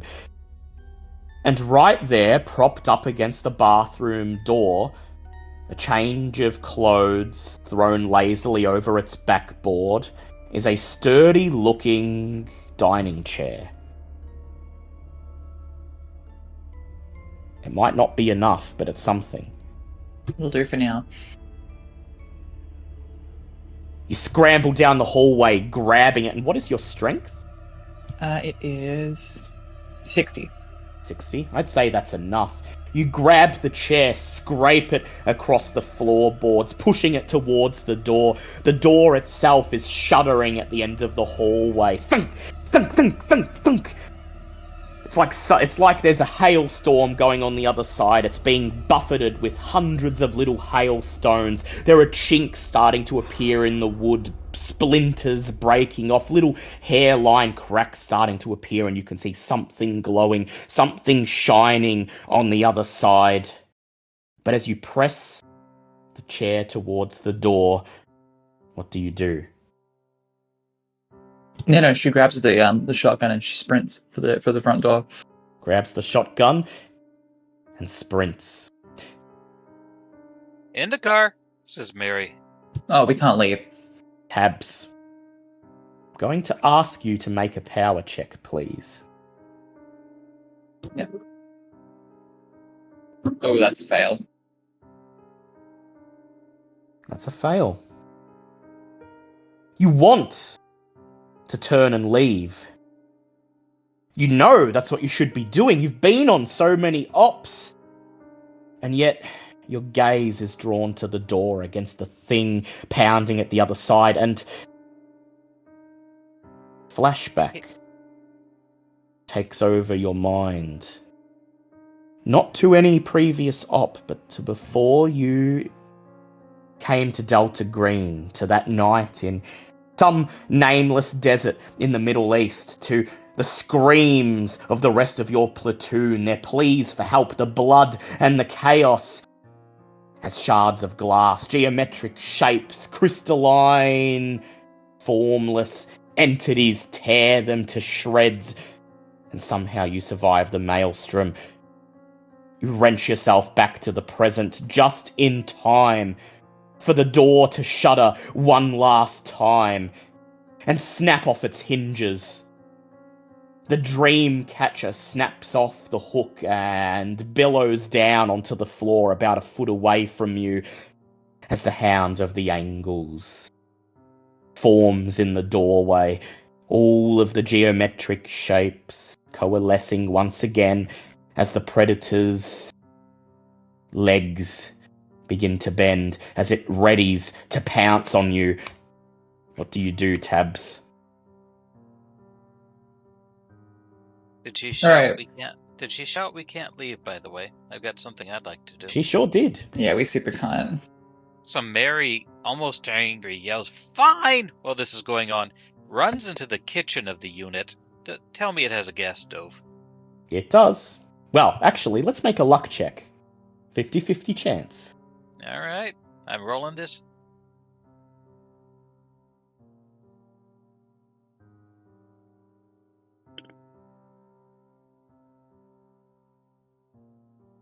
$15. It's a gas stove. You can see the bottle of butane hooked up to it. Alright. Oh, Tabs is dealing with this. Mary is going to be turning it on full blast without lighting it, throwing a whole bunch of metal in the microwave, then setting it to cook, then running back out. You've got a few minutes, at most. Gas begins to fill the tiny house, fills it very quickly, and Tabs, as you're staring down this thing, this creature from beyond time, you can smell it.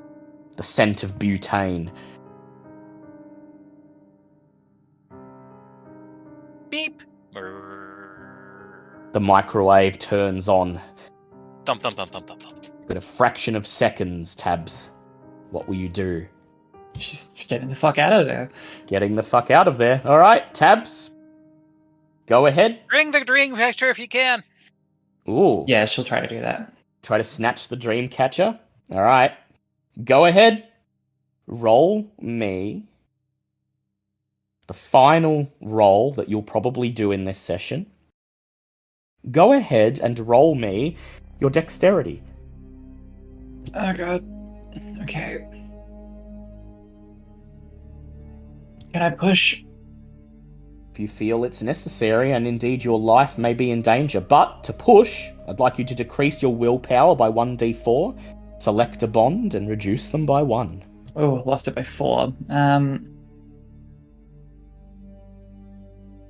We're gonna take that out on the personal trainer. Personal trainer. He trained you. If you can't run for your life, if you can't get to safety, that's on him. So you fix his image in your mind. Go ahead, describe I'll it. say now, her name's Hannah Braithwaite. Hannah Braithwaite. And what about Hannah Braithwaite compels you to, when you feel like you just want to stop, give yourself over to this thing, what about Hannah Braithwaite compels you to turn and run, cut your losses, swallow your pride, and flee? Well, Hannah's been Tabs' personal trainer for years, and you know, she always says, you know, just keep pushing, one more rep. So you push yourself. How'd you do on that agility? Here's what we find out. Oh, it's worse. It's a fail. Oh, God. It's a fail. Don't worry. You have exactly one chance left. Because you guys decided to bring the Dreamcatcher to the bedroom. So Tabs, as you scramble for the Dreamcatcher, the Hound of the Angles lashes out, shards of glass pelting towards you like bullets, embedding themselves in the plaster behind you, ripping it asunder. You place your hands on the Dreamcatcher and pull it towards you. And as you do, as you see this mass of space-time, of geometric chaos bearing down upon you, it falters for just a moment as you pull the Dreamcatcher over your body, obscuring yourself. What do you do? It might be the last choice you ever make.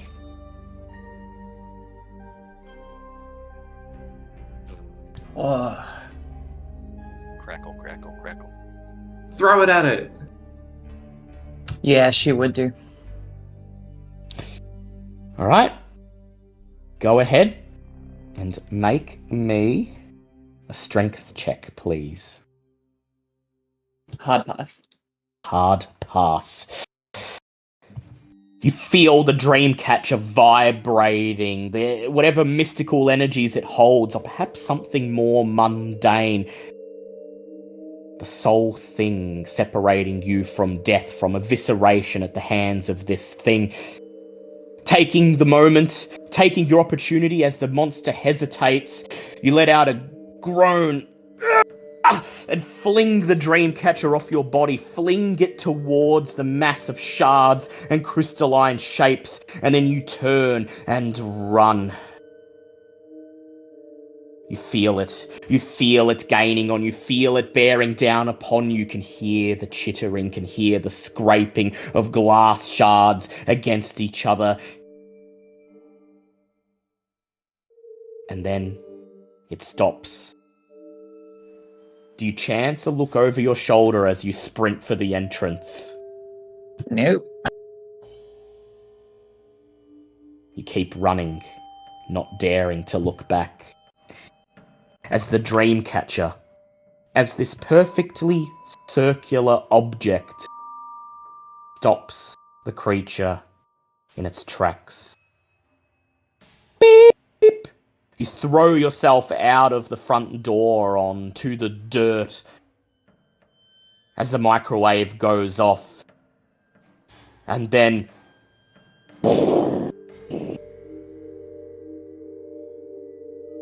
the shotgun house is immolated behind you. The weatherboard reduced to dust in an instant.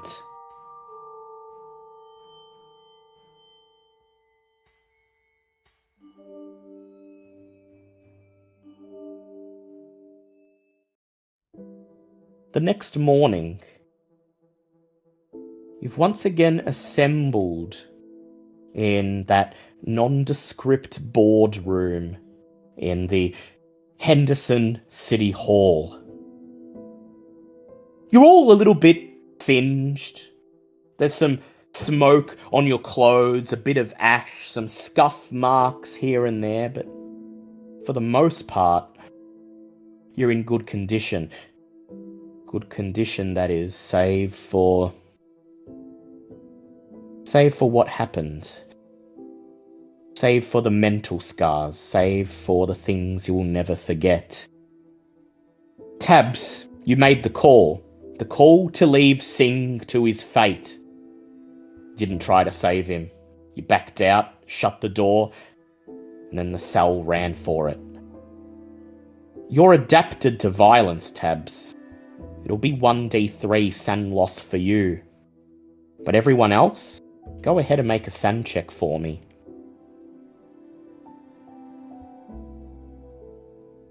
Only one for Tabs. Pass. Pass. That's a fail. Fail. And Mary? That is a fail. Makes sense it would hurt Mary. So Mary and Cass, you're losing 1d6 San. Adrian, you're losing only 1d3.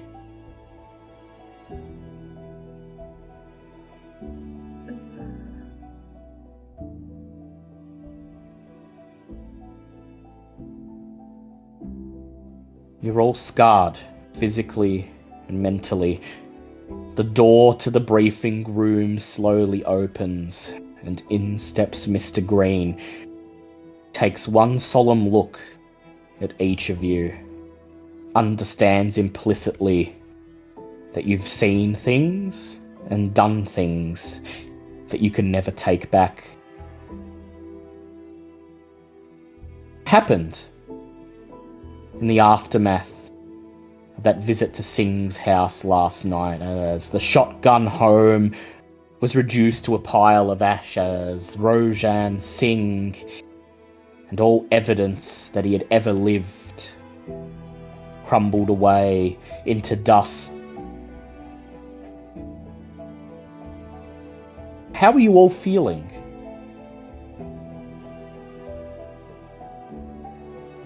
Like I've witnessed, like, 2 deaths today. And so when Mr. Green passes his gaze over you, Adrian, and makes the glib remark, seems like you've had a busy night. You meet him with what? Silence? Adrian's just got a 1,000-yard stare right now. Cass, as he looks over at you, takes note of the scorch marks, the dust on your clothes. Says, I hear that ritual helped you out. Yes, sir. So, what of Singh?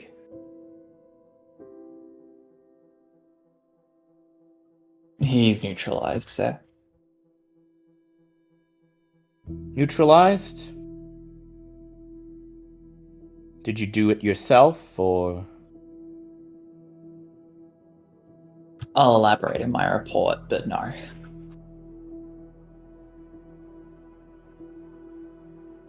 Cassandra, are all traces of the anomaly secured? Research papers, blueprints, notes, anything that would enable anyone to pick up on the research where Singh left off? I mean, that's why you sent us down there, isn't it? I presume I can find it in... in the car, waiting to be disposed of? Mary's going to pipe up.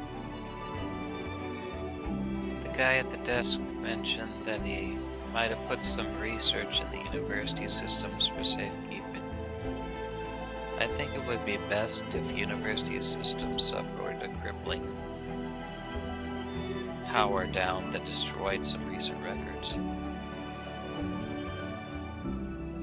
Thinking, he says. I'll have another cell attend to that. Scrub any paper trails while we're at it. Small town like this, power outages all the time, right? But, Cass, his eyes linger on you. I need to know. Did you make any attempt to get into the system? What system? University system. I mean, I'm sure Singh had a computer, or... We didn't try to get in, I don't think. Did we? I What mean, happened to clearly the by now laptop? Yeah, I was going to say, we would have provided that with everything else once we returned. The laptop. You So gesture you should know towards... about that. You gesture towards the bags and cardboard boxes containing all of the things you've taken. There's a laptop among them. He nods. Good. No traces to deal with. You're learning. See, I thought if you found Singh's laptop, your first impulse might be to hack in. thought occurred to you, didn't it? I mean, that's not exactly how computer science works, but I suppose that's why I'm on the ground. You got it. We try not to use force when necessary, cover our tracks whenever we can. Blood had to be spilled, but everything we do to hopefully make sure that that blood is the last blood that needs to be spilled. I'll take it from here. You're not rookies anymore, Cass, Adrian, Mary. I know what Tabs will say, but I have to file a report on this op. The things that Singh was working on. He frowns. See, usually our protocol is to scrub everything off the face of this earth, but sometimes it's worth holding on to. You never know. Could provide all sorts of insights. So, you know what he was working on. What's your recommendation? Destruction or containment? Destroyed. That's what I think is destroyed. I don't see any reason to keep it. Also, now you want to destroy it. Cass Yes! is frustrated. Cass is frustrated by the entire experience.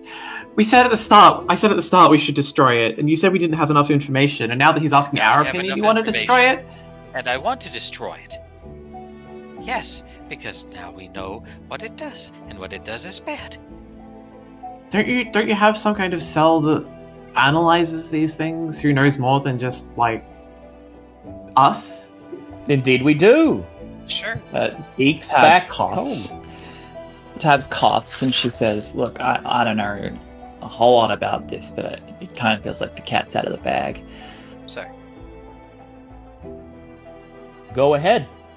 Tabs, you seem to know what's up. Did that not come through? Said cat's out of the bag. Oh, yeah. Well, it just seems like this will happen again. Is the feeling I get. Knowing everything we can could help us be better prepared. 2 votes destroy. Adrian, it's on you. I mean,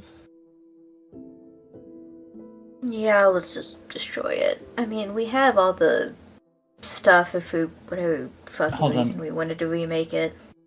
I'm sorry, who were the 2 votes for destroy? Cass and Mary. Right, sorry, yes. 3 votes Hang on, was that destroy. what Cass was saying? Yeah, Cass was saying from the start she's wanted to destroy it. Yeah, but didn't you just say, Cass, that you wanted it to be, like, that you thought maybe some people could, like, look Analyzed, into it? yeah. Yeah, that's what Yeah. Tabs is agreeing with. 1 vote keep, 2 votes destroy. Tabs, you've been through this before. Looks like you get the call. What do we say? Green box this? Or scrub it from the face of the earth? I just think that the latter option isn't really available to us anymore.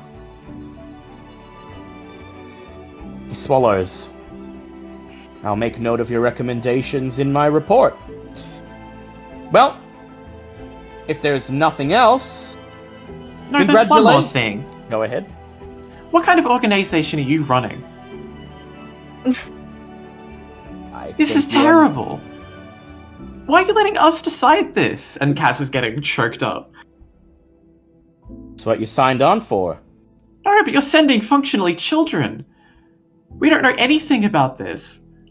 And you're asking our advice about what to do? Don't you have people? What kind of organization do you run? We send agents into the field because... He sighs. Cass sulks and goes to step up into a corner. I think this is all just a big joke to you. I really do.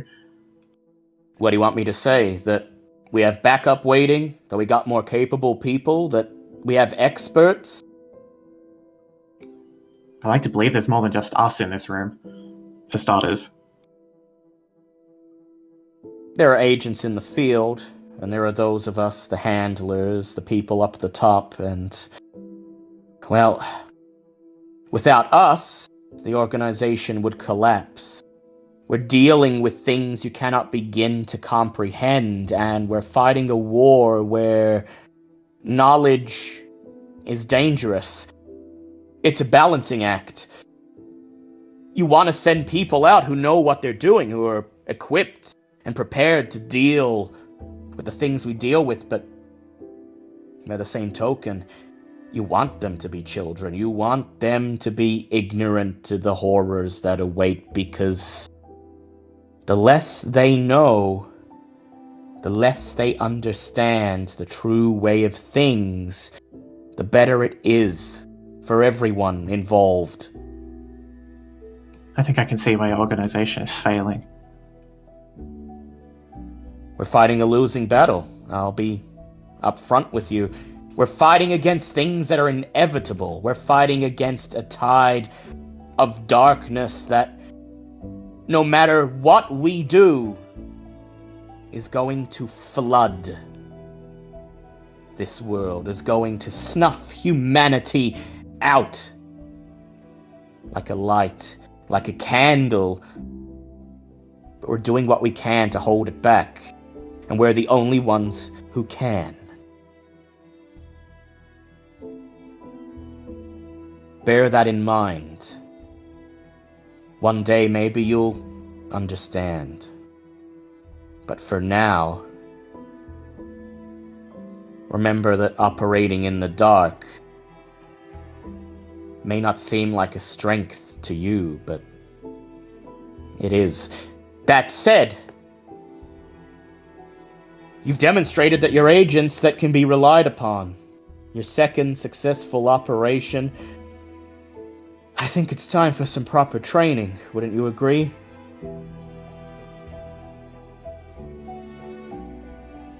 It'll be up to you to make arrangements with your families, with your day jobs, but we have a little thing, a course, as it were, for agents who've proven they're gonna stick around. We'll show you some tradecraft and some things that might just keep you alive. Then maybe next time, maybe you won't just be fumbling in the dark. Well, ladies, gentlemen, another operation successfully completed. Your compensation, as agreed upon, should be entering your bank accounts just about now. Your day jobs, your families, up to them. Up to you how you want to explain this little business trip to them, but remember, the things you know, they can never. Until next time. He bows, nods his head, turns, and leaves. And with that, you're back to pretending to be people. We fade in on that scene from the end of Raiders of the Lost Ark, that warehouse filled with all sorts of mysterious objects, artifacts, nameless trinkets. Miles upon miles of shelves, unmarked boxes, containers. Somebody's wheeling a trolley down the aisle. It's loaded with the boxes, the bags, everything you secured from Rojan Singh's lab. The person pulling the trolley stops in front of a shelf. They sigh as they heft the boxes up, slide them into a gap, and then reach into a breast pocket, pull out a sticker pad, and with a swift movement of their palm, slap a sticker on one of the boxes.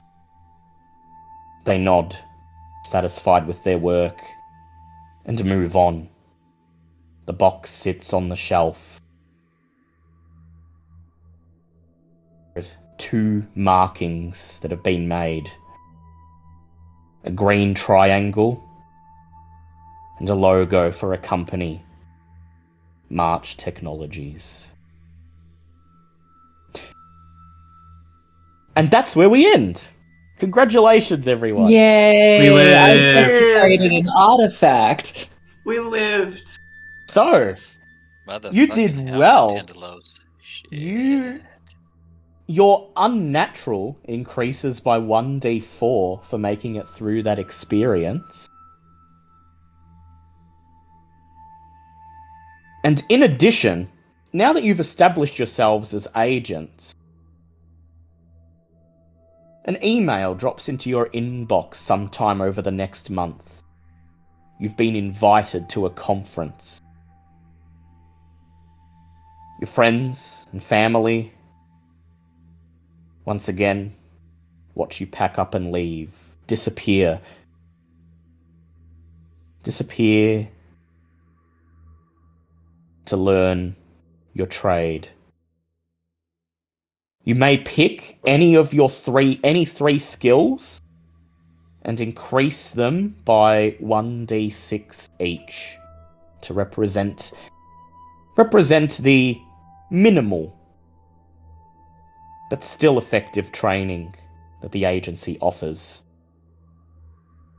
Any questions you have about the supernatural, any questions you have about the ops you've been on, anything you direct towards your trainers that's not strictly to do with the training, they meet you stony-faced and provide no answers. So that will be 1d6 to 3 skills of your choice, and 1d4 to your unnatural.